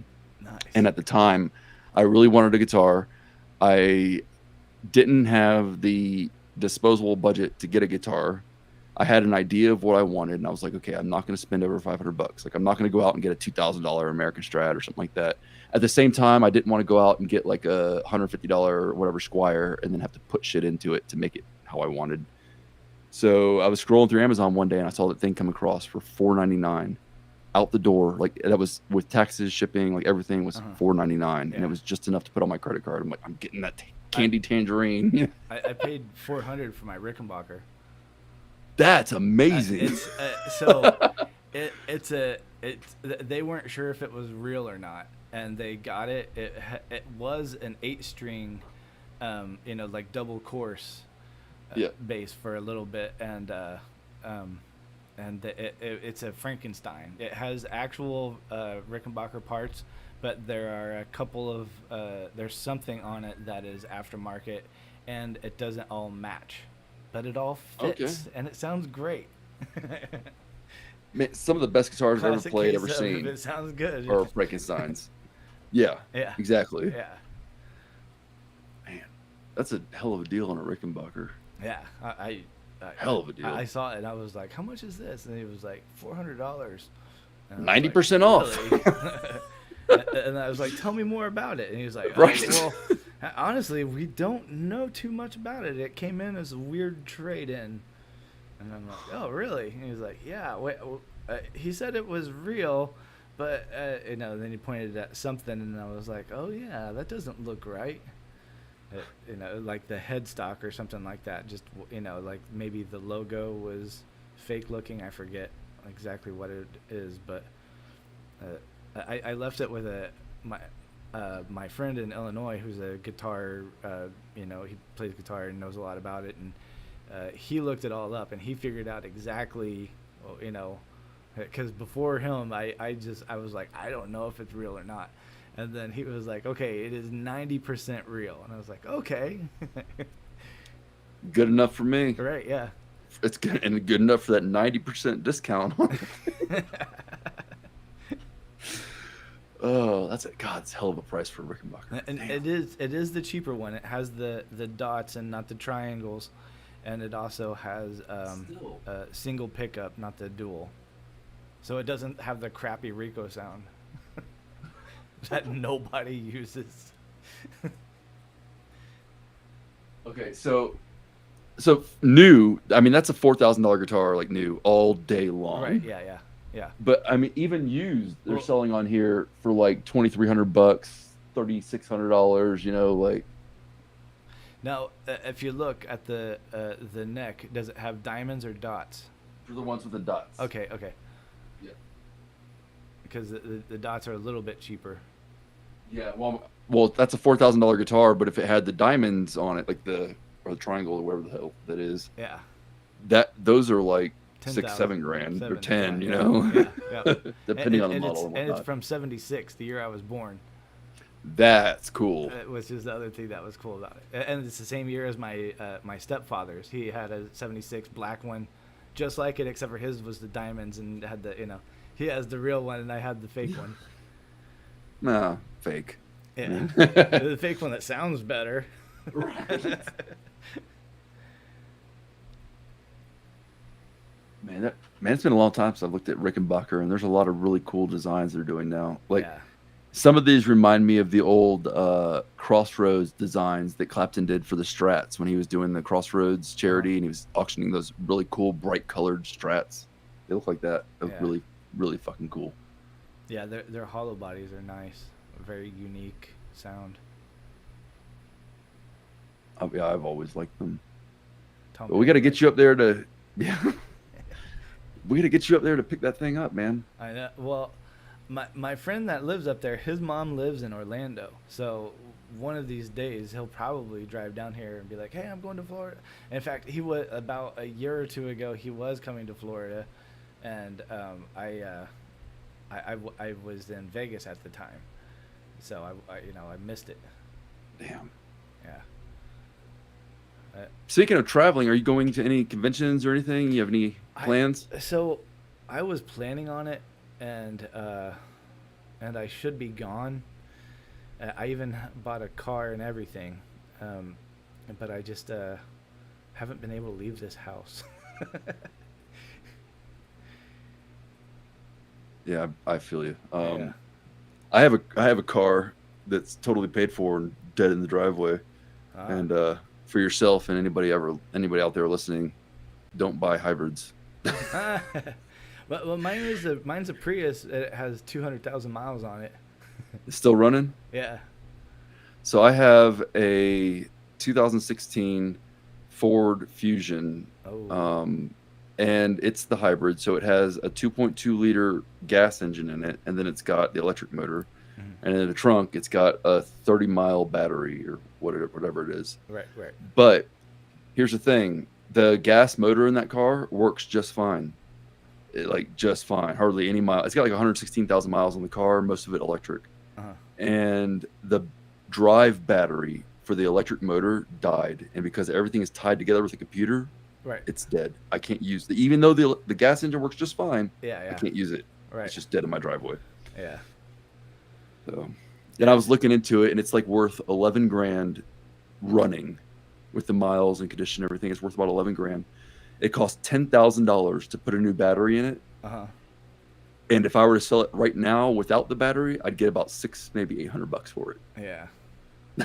Because it's all plastic. Right. Yeah. I've had a couple Priuses, and I do like them, but I don't know that I would buy a Ford hybrid. Don't. Yeah, I mean, honestly, like, I don't think I'd buy anything but a Toyota anymore. I don't really know enough about most of them. I feel you on that. But every Toyota I've ever had has been pretty solid. Yep. I'm kind of getting to the point where if I were to buy another vehicle now, it would probably be one of those like pre-82, no computers, no bullshit. Like I just want a car that my ass could fucking work on, Yeah. I don't need a degree in computer engineering or whatever. I actually had the greatest idea for a car company, and it's basically a car company that basically reissues old cars with no computers and basic as fuck, like Basic as fuck. like the Volkswagen Bugs and stuff like that, air-cooled engines, like anything that anyone can work on, and then like, yeah, I mean, I was thinking that during the whole chip shortage thing, I'm like, well, all these cars are not coming out because of this. Why not just start a car company that doesn't have them? And the reason for that, of course, is because they would last too long. Yep. I saw just today. I saw a post on Twitter. Somebody was saying, you know what? Whoever is going to come out with the Wish version or whatever of cars, would make a killing right now. If you could have some basic car, you know, like roll down windows, stick shift, air cooled engine, like Uh-huh. basic. Now That's what the market needs right now. you can buy the air cooled engines from Mexico for really cheap. So if we you know, built frames and bodies and then put that engine in, you know, it's definitely within the realm of possibility. You know, we'd need a welder. Like Yeah. my friend Jesse could probably do most of it. Like for the body work and stuff like that, it would, you know, be like mold injection type of stuff. Or just make a Nerf car. Do it like you ever see those people who'd make really, like, if you wanted to make like a custom car like out of a movie scene or some shit, Uh-huh. there are these guys who go out and they'll buy like old Camrys and stuff like that, and they'll spray the whole thing with foam insulation and let it swell up, Uh-huh. and then they'll carve out whatever they want the car to look like. And they'll like Right. cosplay cars, like, Yeah, oh, yeah. this is a Ferrari. No, it's a Camry, you know. Yeah. But that's probably the route that I would go. Yeah. Make it look like a pirate ship. I always wanted to do that with a one wheel. Like those electric That'd be one cool. wheel skateboards. Just have like a And make a- pirate ship, you know, so you're floating on the ground, but you just got this pirate ship rocking. There's a guy in Brooksville who has some old land yacht fucking car, town car or something, but he cut the top off of it and he spray foamed the whole thing. He cut out a pirate ship, and then he like carved out the planks and painted all the planks so it looks like a wood boat. Mhm. And then in the center of it, he stuck this giant aluminum mast, and he has like sails and stuff on it that he can drop whenever he's sitting still, you know. And he drives around Brooksville in this thing. It looks like he's driving a pirate ship. Yep. I mean, damn, that'd be really fucking cool to have one of those. So, thinking of like the Cybertruck, like its panels are just, you know, straight, flat cut, and then Yep. you know, pieced together. So, you know, our car could be like that. You know, why does things need to be round? You know, That's very true. like a Volkswagen Thing. You ever seen one of those? Oh yeah, Yeah. I used to have a Rabbit way back in the Oh, day. nice. Yeah. It was a 3-cylinder diesel that got like 90 miles to the gallon. Oh, Maybe man. not 90. It's probably like 75, 80. It was still a seemed like shitload. 90. Yeah. It was a lot. Way more than any car today. Yeah. Promise. Yeah, I always wanted a diesel Volkswagen, but I always wanted to get it and convert it to biodiesel. But Yep. it was one of those things that you just don't do whenever you live on the road in a tent. Yeah. My ex had a 2002 supercharged Beetle. It was a diesel. And I remember going to a gas station in Brooksville one day, and I walked into the gas station, and I guess the attendant and there's like these two other chicks in there. They did not see me get out of this car. But if you look right out the back door, you can see her little yellow bug, and she's filling up at the diesel tank or the diesel pump. And these chicks in there, they were like, look at this dumb bitch putting diesel in her fucking car. Doesn't she fucking know better? Like all this shit. I walked up there. I was like, you know, it's a diesel bug, right? I was like, and you work at this gas station. Shows what you know about gas stations, because if she was trying to put diesel in that car, the nozzle wouldn't fit. But if you try to put it unleaded, it would. Yes. Oh my god. But it's, I don't know. I always found that funny. People are like, oh, that car's diesel? Really? Yeah. I accidentally did that once. I was working for the sign company, and it was like I had been working for a big sign company, and I started working for a small sign company, and they had a lot of shitty equipment and stuff like that. And I put unleaded in a diesel tank, and we had to drain a tank and stuff like that. That was one of my first oopsies that I eventually got fired from there. I tipped over a crane truck. Like it fell completely over in a. You didn't just use the boom to push it back up? In a Publix parking lot. No, it was so it was shitty, and it kept on swinging on its own. I was on a slight incline, and I had the outriggers out on the side I was using, but I wasn't using the other side, so I didn't have the outriggers out over there. Well, it started automatically going towards that way because of the hill, and then next thing I know, the wheels are coming up off the ground, and I couldn't hold anymore, so I jumped off while it was, falling. Yeah. It was scary. And then Bet. the guy that was working with me was really angry at me, and he was like, yeah, I don't think you need to come in tomorrow. And I'm like, okay. I don't want to come in tomorrow. I never got my last paycheck or my bicycle. I left my bicycle there, and I didn't even go back and get my bicycle. I walked home from where the truck crashed, and it was just like, I don't have a job anymore. I was using a boom truck in Sturgis one year. I was with my buddy Shaggy, Chris Inman. He's a cool cat, a rigger out of Florida. Nice. And I know a couple of Shaggies. it might be him. He's 50 years old. He lives in Central Florida. I think he's just gotten a new relationship now, but his name's Chris Inman. He's a really cool cat. The name sounds really familiar too.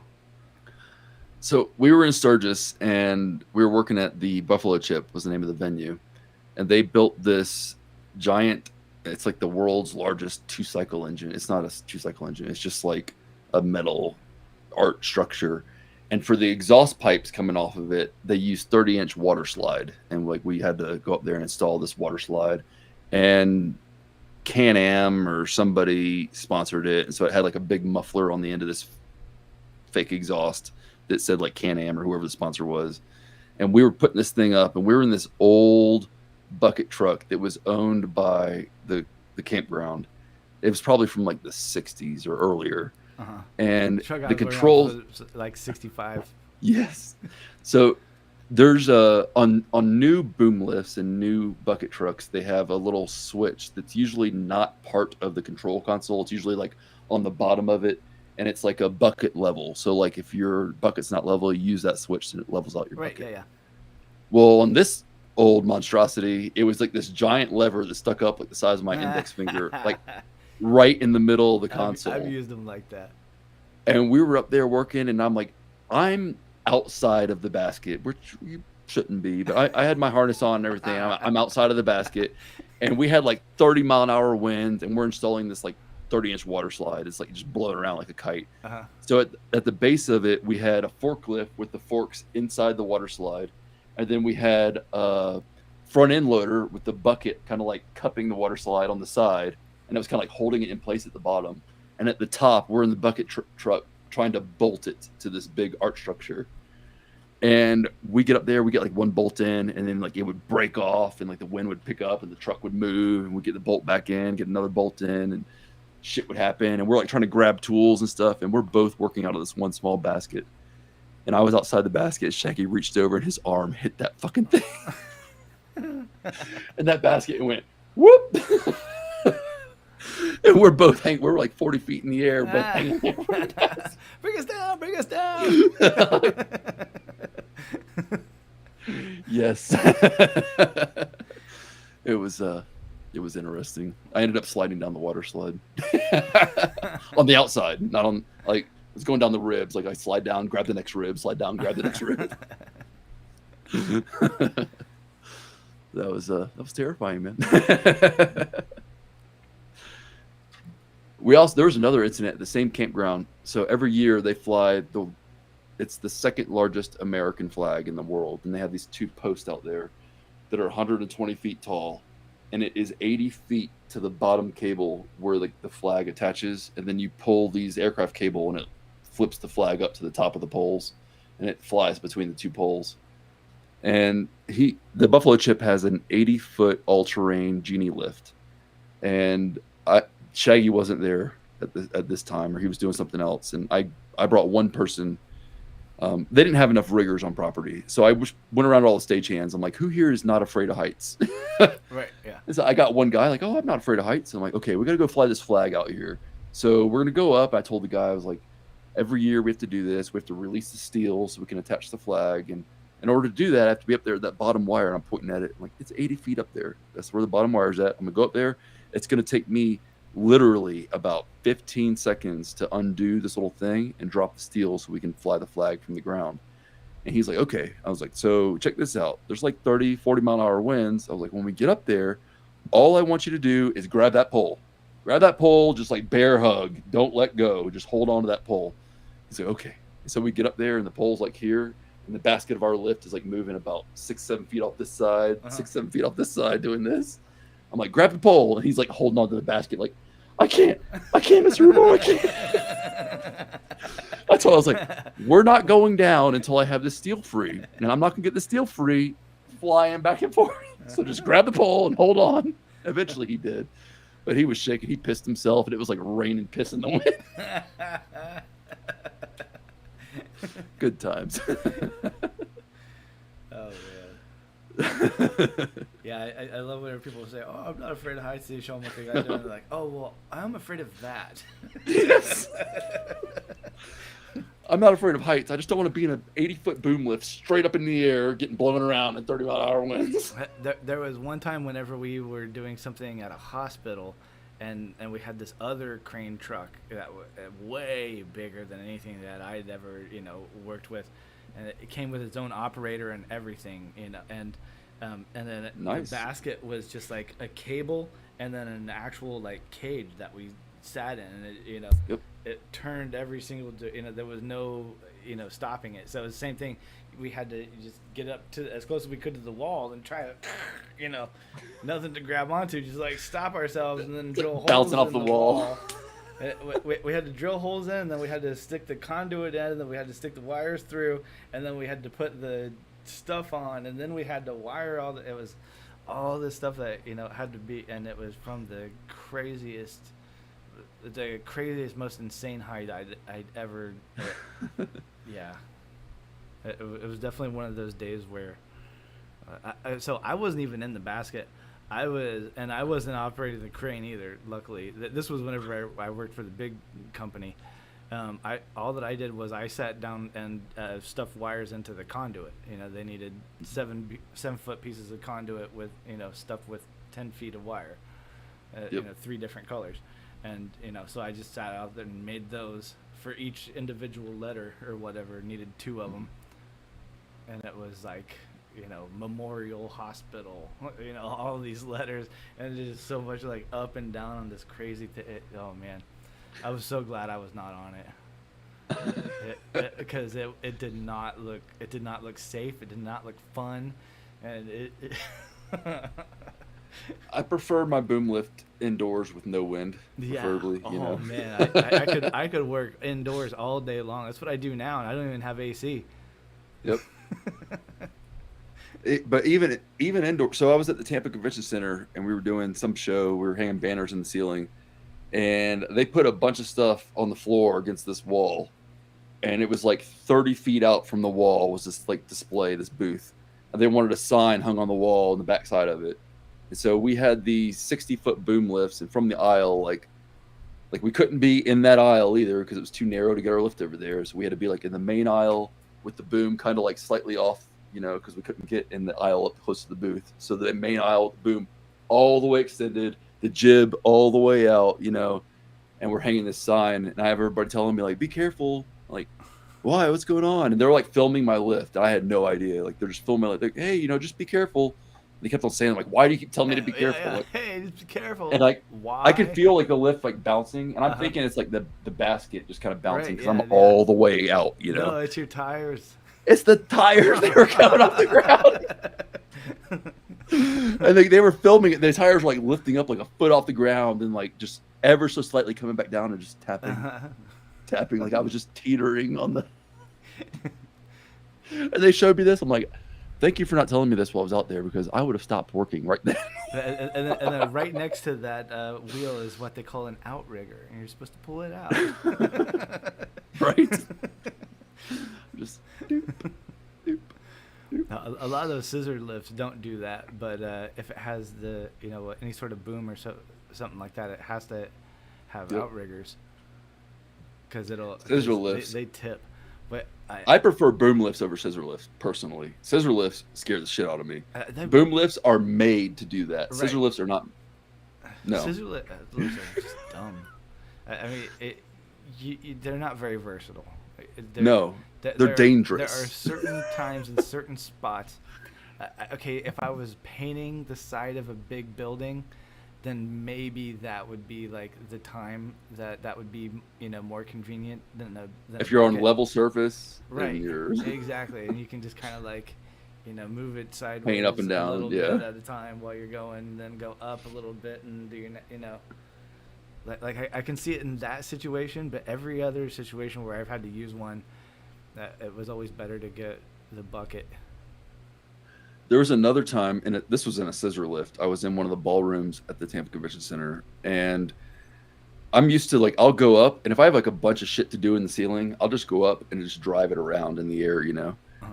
Well, most scissor lifts they have a rabbit mode and a turtle mode, and whenever you go past like 6 feet or 10 feet, it'll automatically switch from rabbit mode to turtle mode, so you Right. drive slower in the air. Well, I was up there, and it was like some old 90s busted Skyjack scissor lift, and the turtle mode was broken on it, and I didn't know this. And I took the Oh, by lift the off the way. truck. Yeah, like they didn't, no warning from Sunbelt when they rented it to us, no warnings. I drove it off the truck for Sunbelt, drove it into the building, down the elevator, into the ballroom. And I go up and I start working.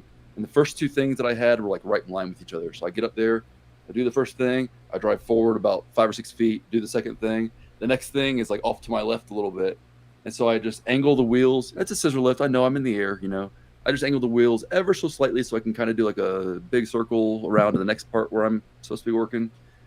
And I angled those wheels, and I went to tap on like the throttle, and it was in rabbit mode, and that thing about fell over because I was like 30 feet in the air, and that thing just started to go, vroom, like try to turn. I was like, whoa! It tilted a little bit, and it slammed back down. I was doing this in the air, and everybody on the ground was like, holy shit! They're like, turtle mode, turtle mode. I'm like, it doesn't have turtle mode. There's no turtle. God, yeah, fuck scissor lifts. Yeah, times. and the smaller sign company, usually we had this van. It was like a regular van, and it had a bucket on top of it, and it had just Those two are sketchy too. outriggers on the back. But the Bucket big truck vans. had 2 on the front and 2 on the back, and the guy that trained me was like, anytime that you're working on one side of the truck, you don't have to put the outriggers out on their side. So, I got into that mentality. Next thing you know, I don't have a job. Always be safe. But I'm still alive, and I didn't kill anybody. There you go. Yeah. I mean, if I had done that, like while the other guy was up there or anything like that, it could have been so terrible. He was up on a ladder while it was all happening, but it was like swaying away from him, not towards him. And That's good. if it would have been going towards him, then it would have knocked into the building and probably knocked him down. Yep. Yeah, I guess the sign was okay though. That's good. That's what matters, not people's lives. I noticed that a few days later the sign was up there, and I was like, well, There at you least go. they got it up. All right. I've got to get going here. I've got some kids to feed. I've heard Right them say on. "Dad" a few times while I've Oh been down here. yeah, definitely. Go check on those guys. Tomorrow, if you aren't doing anything streaming or anything tomorrow evening, you should Mhm. come on our show. You should call in. Right on. I'll send you the link. Yeah, Once I have it. yeah. But- Link and reminder and stuff like that, and I'll definitely show up. right on. I want to introduce you to Manu. I think he'd like you. Right I on. think you'd like talking to him too. Ah, You know who he is, right? uh-uh. Manu Intiraymi. Hmm. He's you ever see Star Trek Voyager? Oh yes. He played Icheb on Star Trek Voyager. Okay. The Kid Borg, like the teenager, the oldest of the Kid Borgs. Right on. So he's now recently he's been trying to like ditch his Star Trek fan base. Not ditch them, but Right. he's tired of people associating him with Star Trek He's been because typecast and he wants to Yes. expand. Expand he your got portfolio. pissed off. He got pissed off because people kept on inviting him to conventions to be like a guest, star at the convention. And he goes to the convention as himself, as Manu Intiraymi. and then he'll like drop the F-bomb on stage, and like parents would be like, I brought my kids to see Echeb, and Echeb said fuck. Well, He's like, Echeb I'm trying to went get rid of all that. college, you see.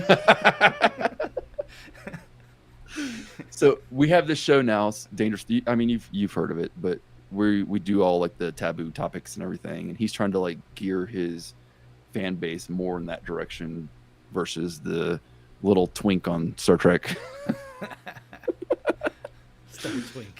Star Twink. I'm gonna call him that tomorrow when I see him. I'm like, what's up, Star Twink? Actually, better yet, you should call him that when you come on the show. I think he'd laugh. Star Twink. Got it. So I've always wanted to be on that podcast with the Star Twink.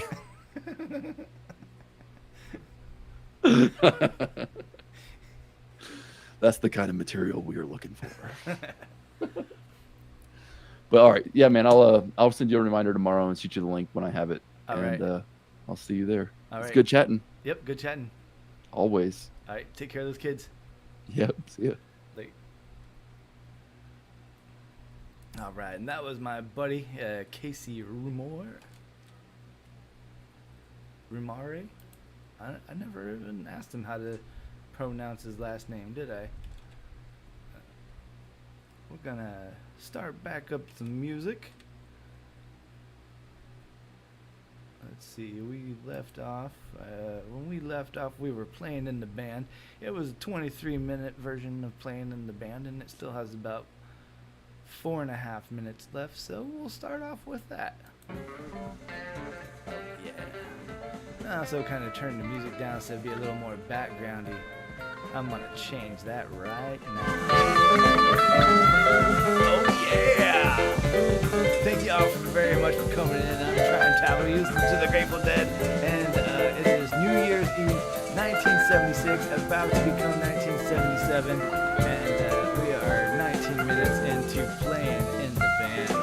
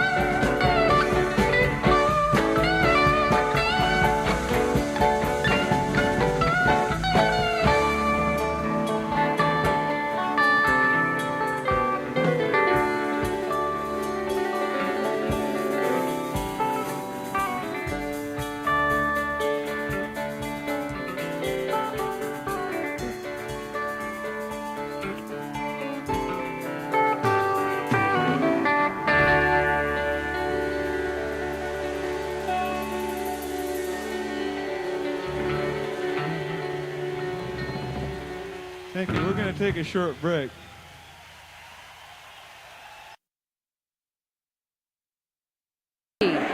Two, one.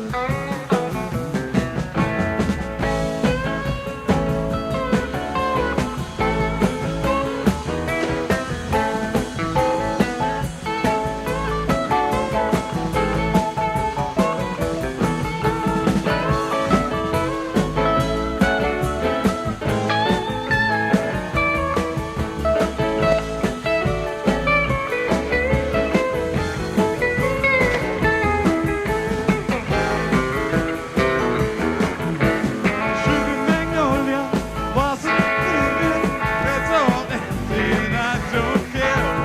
So my lady down by the river knew she'd have to come up soon for air. Sweet blossom, come on, under the willow. We can have high times if you look back. We can discover the wonders of nature, rolling in the rushes down by the riverside. She's got everything delightful. She's got everything I need.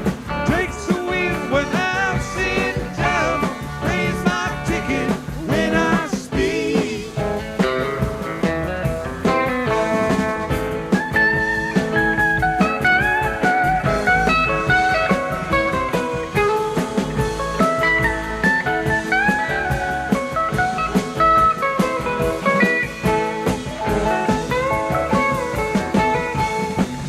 She comes screaming through rains and violence. She can wait in a drop of dew. She don't come and I don't bother. Waits backstage while I sing to you. She can dance a Cajun rhythm. They jump like a Willie's four-wheel drive. She's my summer love in the spring, fall, and winter. She can make happy any man alive. Sugar magnolia, we'll ring in that bluebell. We'll put up in sunlight. Come on out singing, I'll walk you in the sunshine. Come on, honey, come on with me. She's got everything delightful. She's got everything I need. Breathing the pine in the summer night breeze. In the sunlight, kissing you. Sometimes when the cuckoo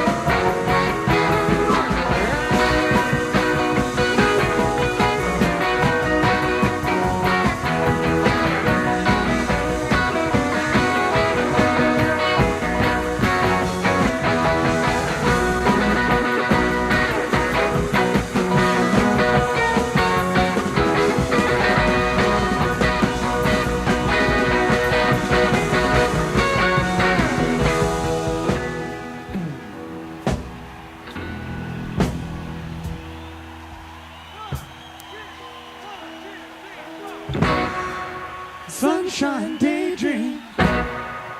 Walk you in the tall trees, going where the wind goes,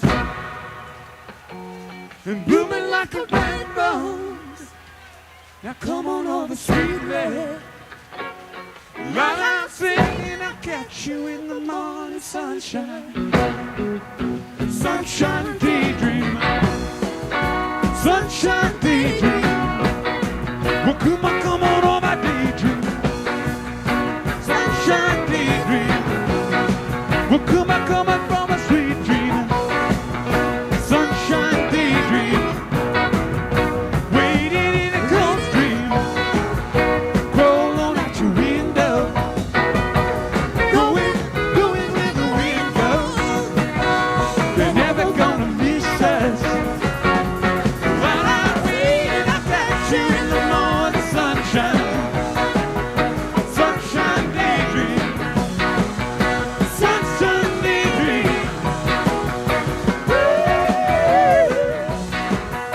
Sunshine daydream.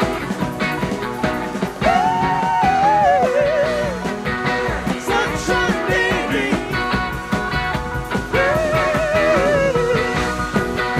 Sunshine daydream.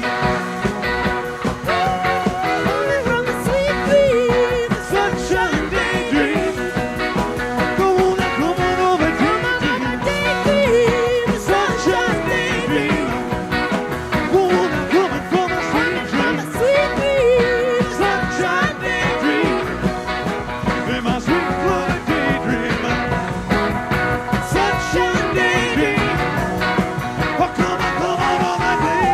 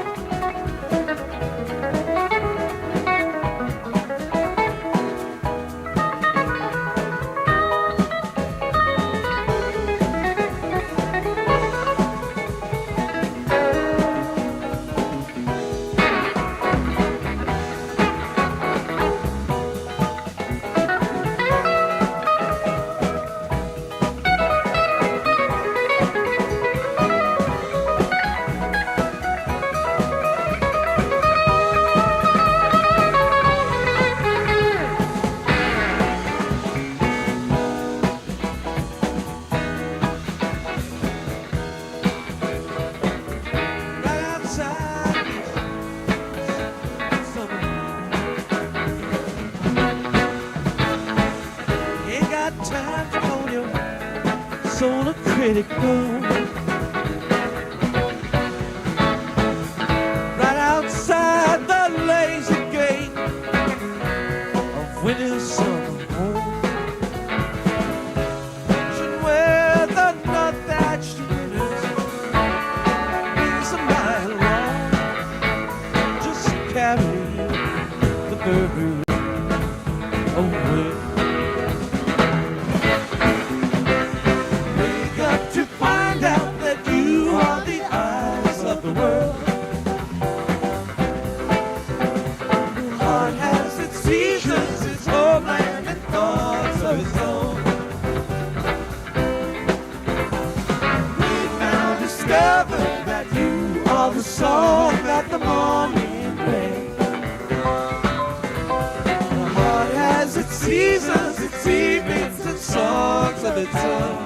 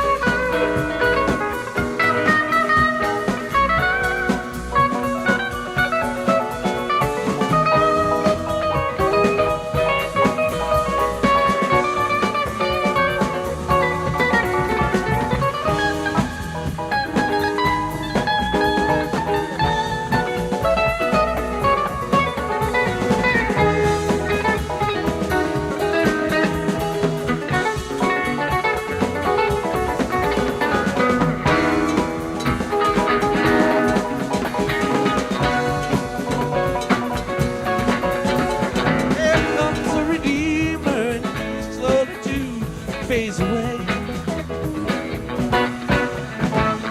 Hollows awaken behind him that's loaded with flame. The seeds that were silent all burst into bloom and decay. Come so quiet, it's close on the heels of the day. Got to find out that you are the eyes of the world. The heart has its seasons, its homeland, and thoughts of its own. We've now discovered that you are the song that the morning brings.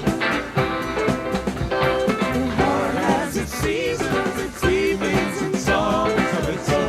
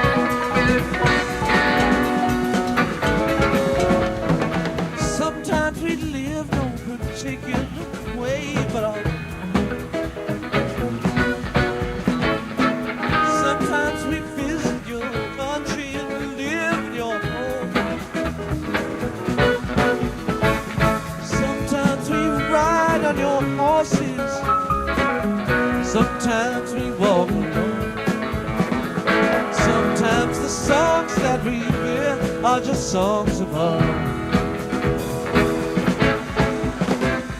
Wake up to find out that you are the eyes of the world. The heart has its teachers, its homeland and gods of its own. We now discover that you are the song that the morning brings. The heart has its seasons,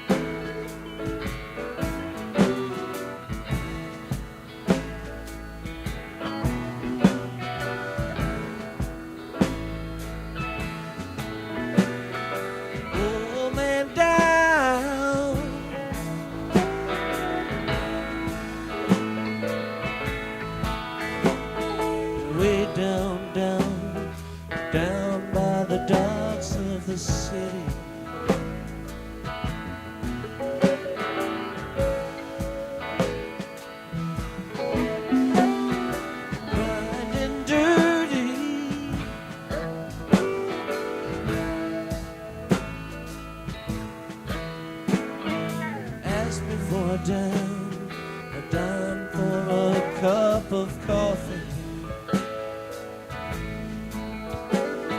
I got no dime, but I got some time to hear his story.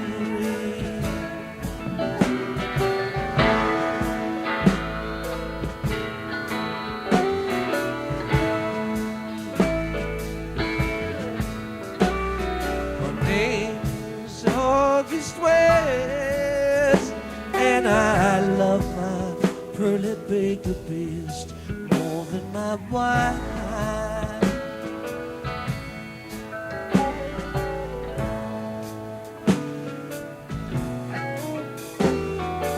More than my wife.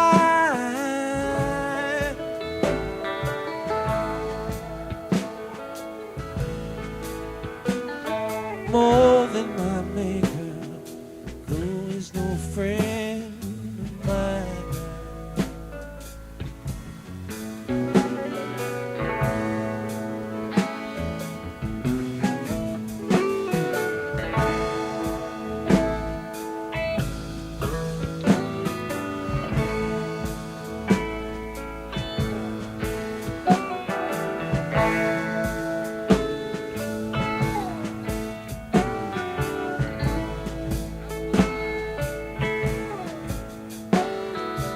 Everyone said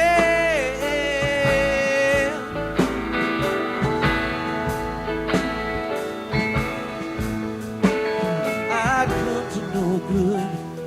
I knew I would, pretty believed in.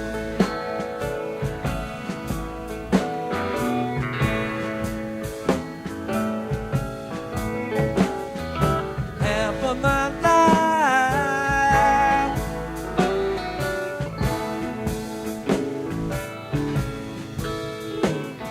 I spent doing time for some motherfucker's crime. The other half found me stumbling around drunk on burgundy wine.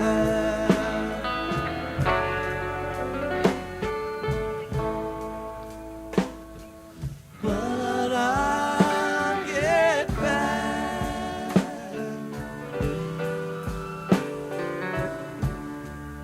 All my feet.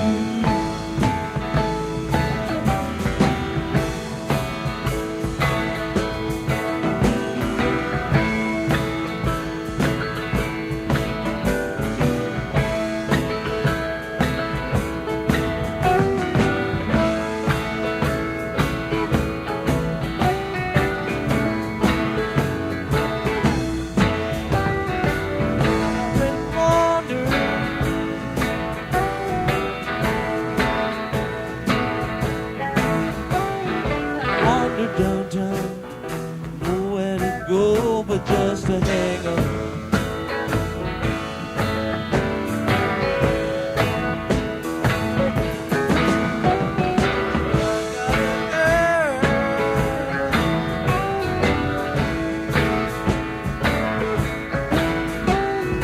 Name out of me, I know that girl's been sure.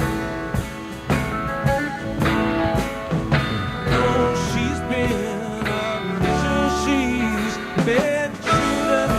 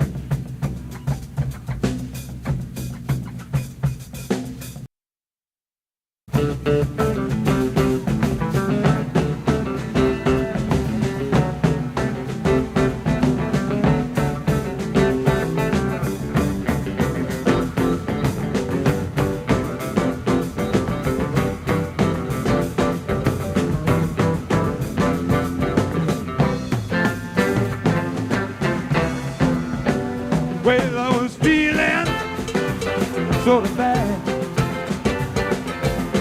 Asked the family doctor about what I had. He said, Doctor, doctor, Mr. MD, what can you tell me? What's ailing me? He said, yeah, yeah, yeah, yeah. Oh, you need, oh, you rely me.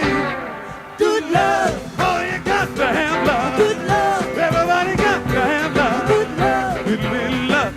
Now, baby. Good love. Pick up on me. Squeeze me tight. Don't you want your daddy to be alright? I say now, baby, baby, for sure. Baby, I got the fever. You got the cure. And everybody, yeah, yeah, yeah, yeah, yeah. Oh, you need, oh, you rely me. Good love. Well, you got to have love. Good love. Everybody got to have love. Good love. Little bit of love.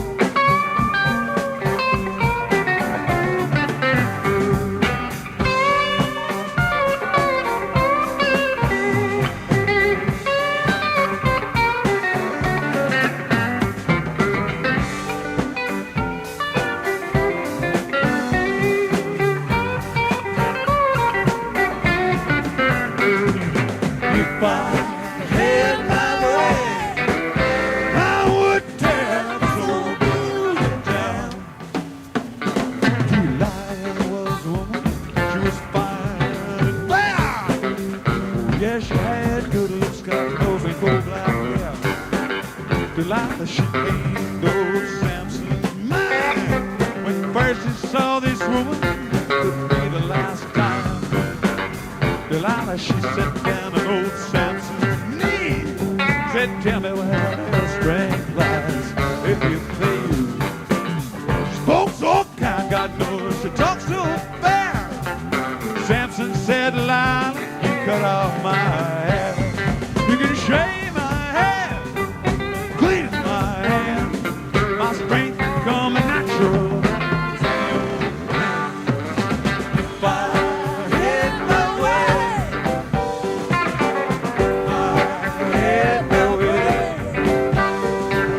If I had my way, I would tear this old building down. You hear that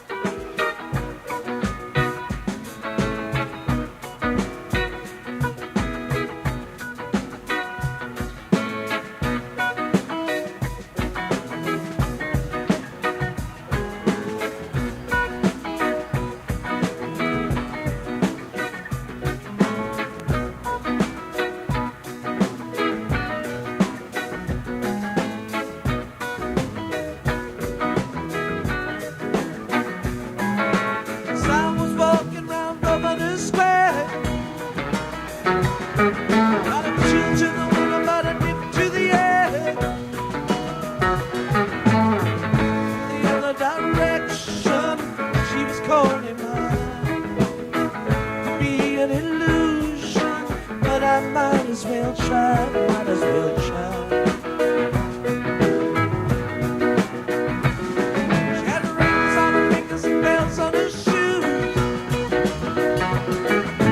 I got her asking she was into the blues. She wore scarlet begonias tucked into her curls.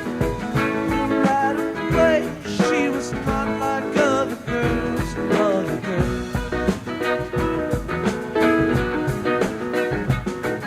In the heat of the evening when the dealer got rough, it was too bad to open and too cool to bluff. As I picked up my matches, I was holding the dark. Had one of those flashes, I've been there before, been there before. Well, I ain't nothing right, but I've never been wrong. Something turns out the way it does in a song. Once in a while, you can get shown the light in the strangest of places if you look at it right.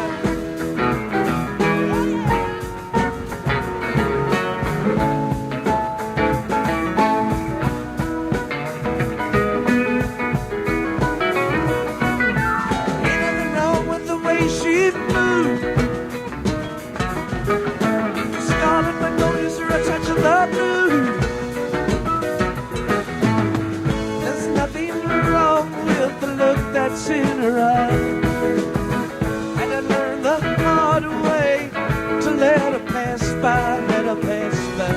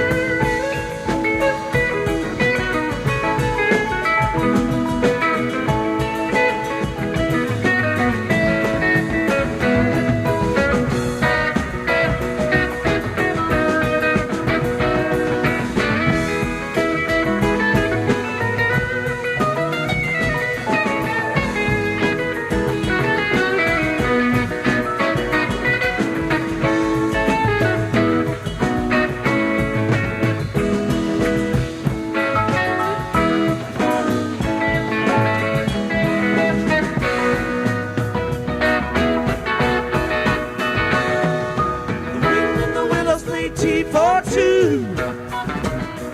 The sky was yellow and the sun was blue. Strangers stopping strangers just to shake their hand. Everybody's playing in the heart of gold band, heart of gold band.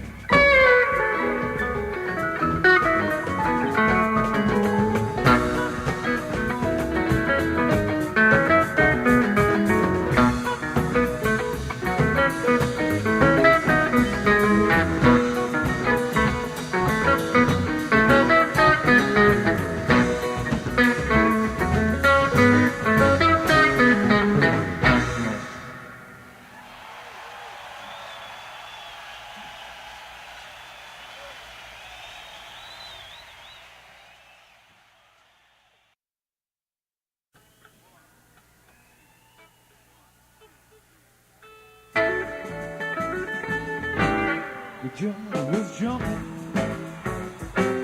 go round and round. Yeah, he really meant rocking. What a crazy sound. You know they never stop rocking till the moon went down. When the sun was so sad, I had to take a chance. Rose out of my seat now, 'cause I had to dance.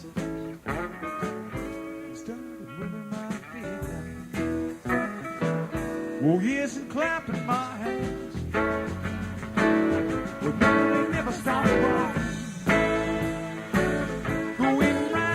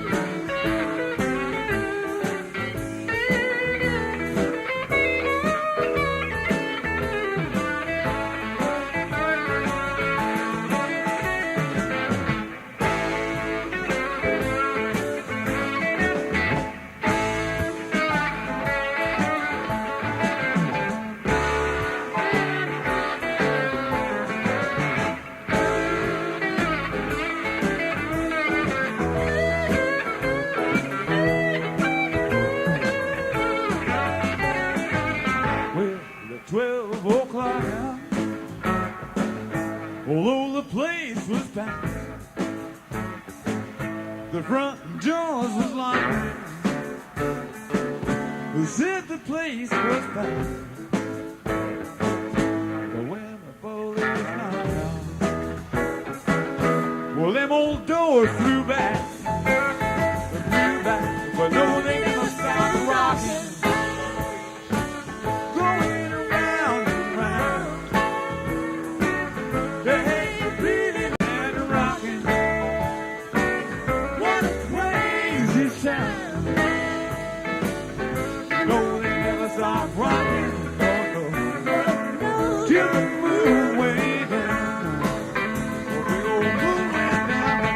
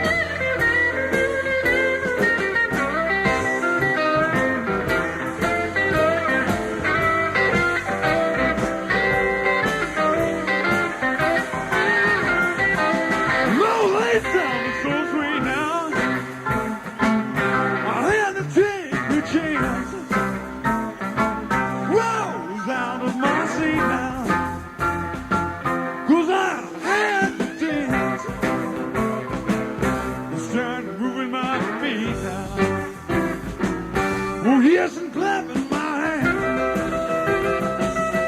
No, they never stop rocking. Going round and round. Yeah, baby, rocking.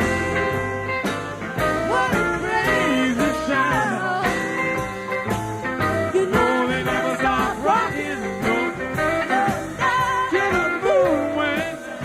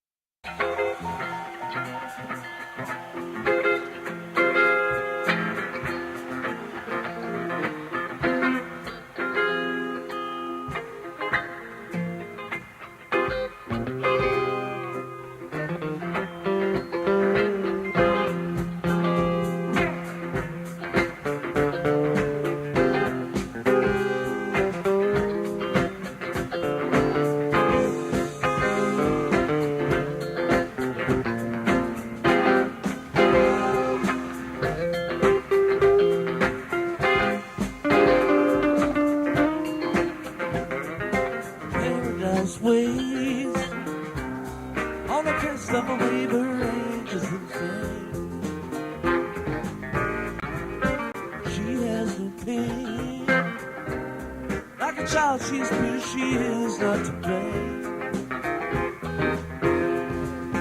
Pause for flight, wings spread bright, spring from night into the sun. Don't stop to run. She can fly like a lie, she can't be outdone. Tell me the cause, I can pay, let me go, tell me love is not lost. Sell everything, without love day to day, insanity's king. I will pay, day by day, anyway, like Bolton Key. Crippled but free, I was blind all the time, I was learning to see.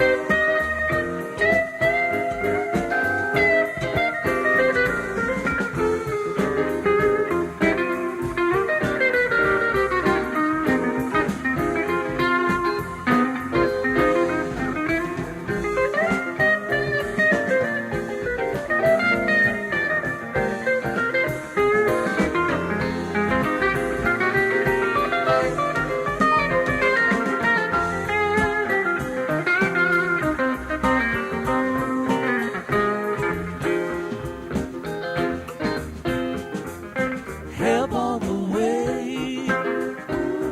Well, I know only this I got you today. So don't fly away, 'cause I love what I love and I want it that way. I will stay one more day. Anyway, honey, it's you. Making it two. Without love and the dream of love will come true.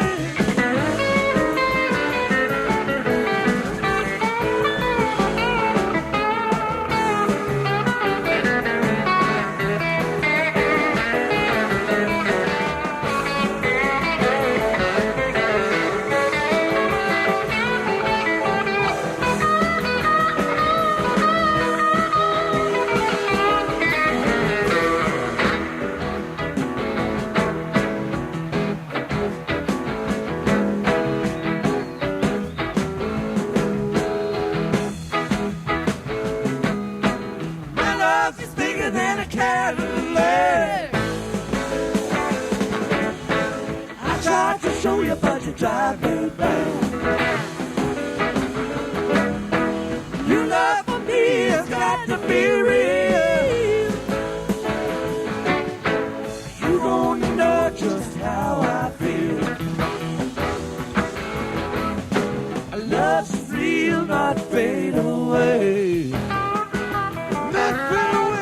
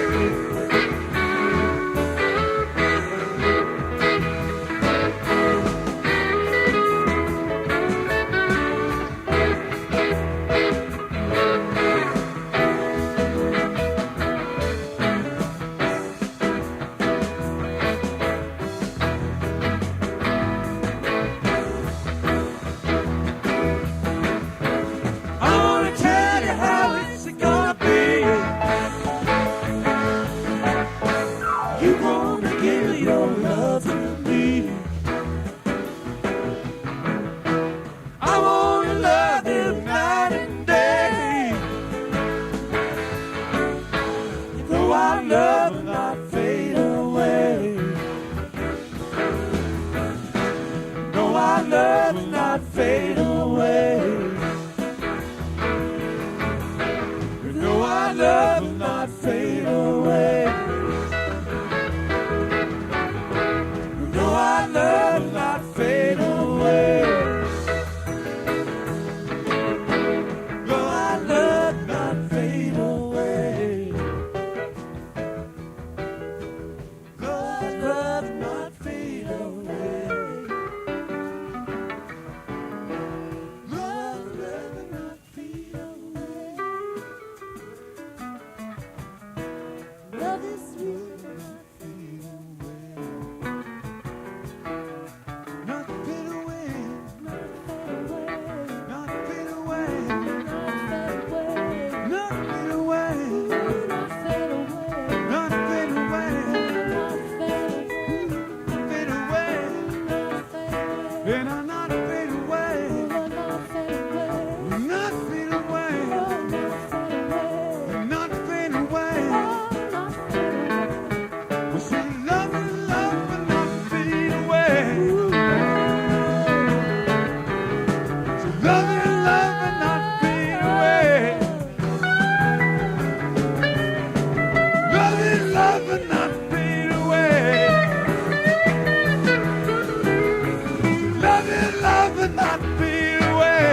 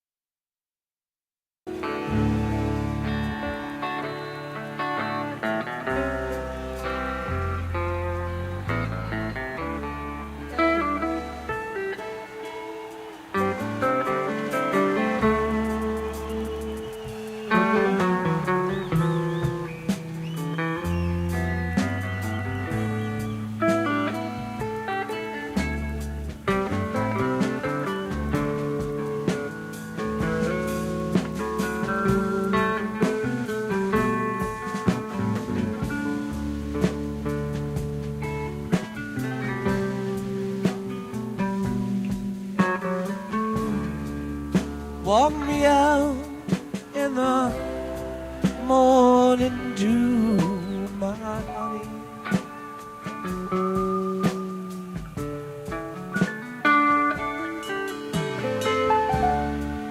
Walk me out in the morning dew today.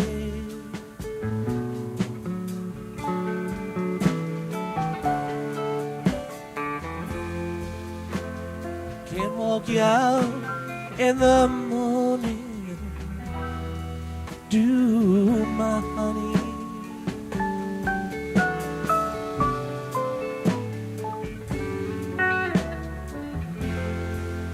I can walk you out in the morning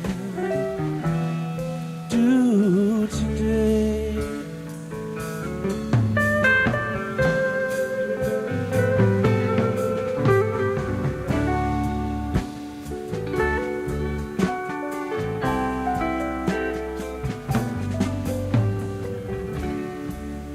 Thought I heard a baby cry this morning.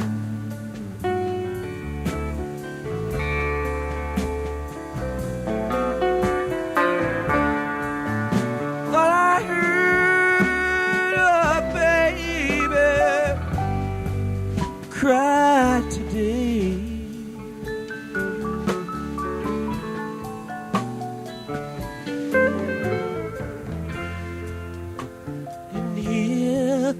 No, baby, cry this morning.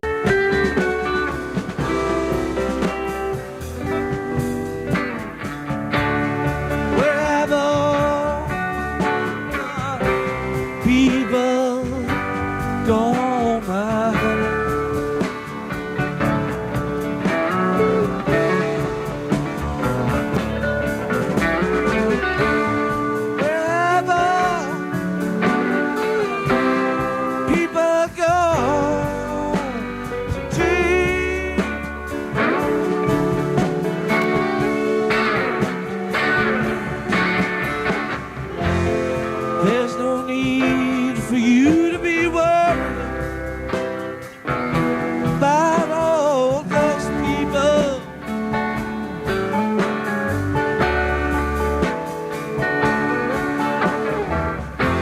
You never see those people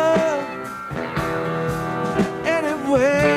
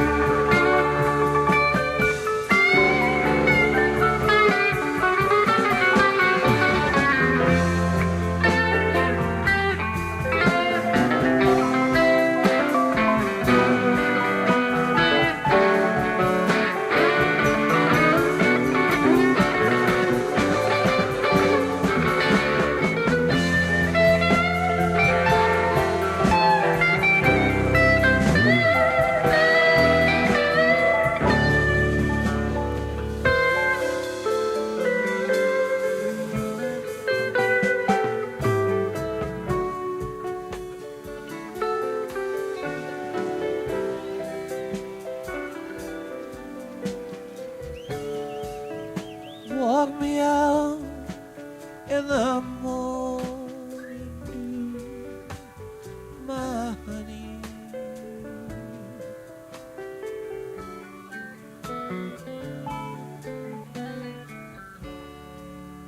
Walk me out in the morning dew today.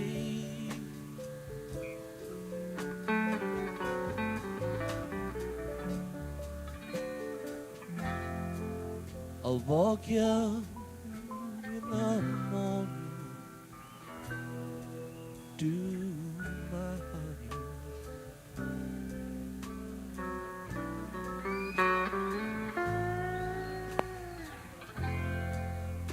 I guess it doesn't matter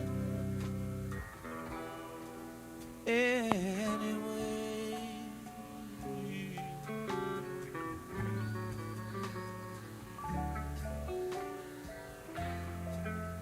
I guess it doesn't matter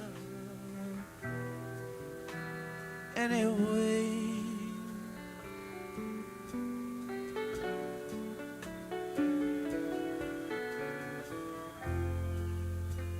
I guess it doesn't matter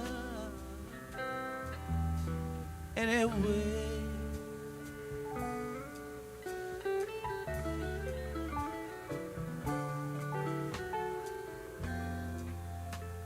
I guess it doesn't matter anyway.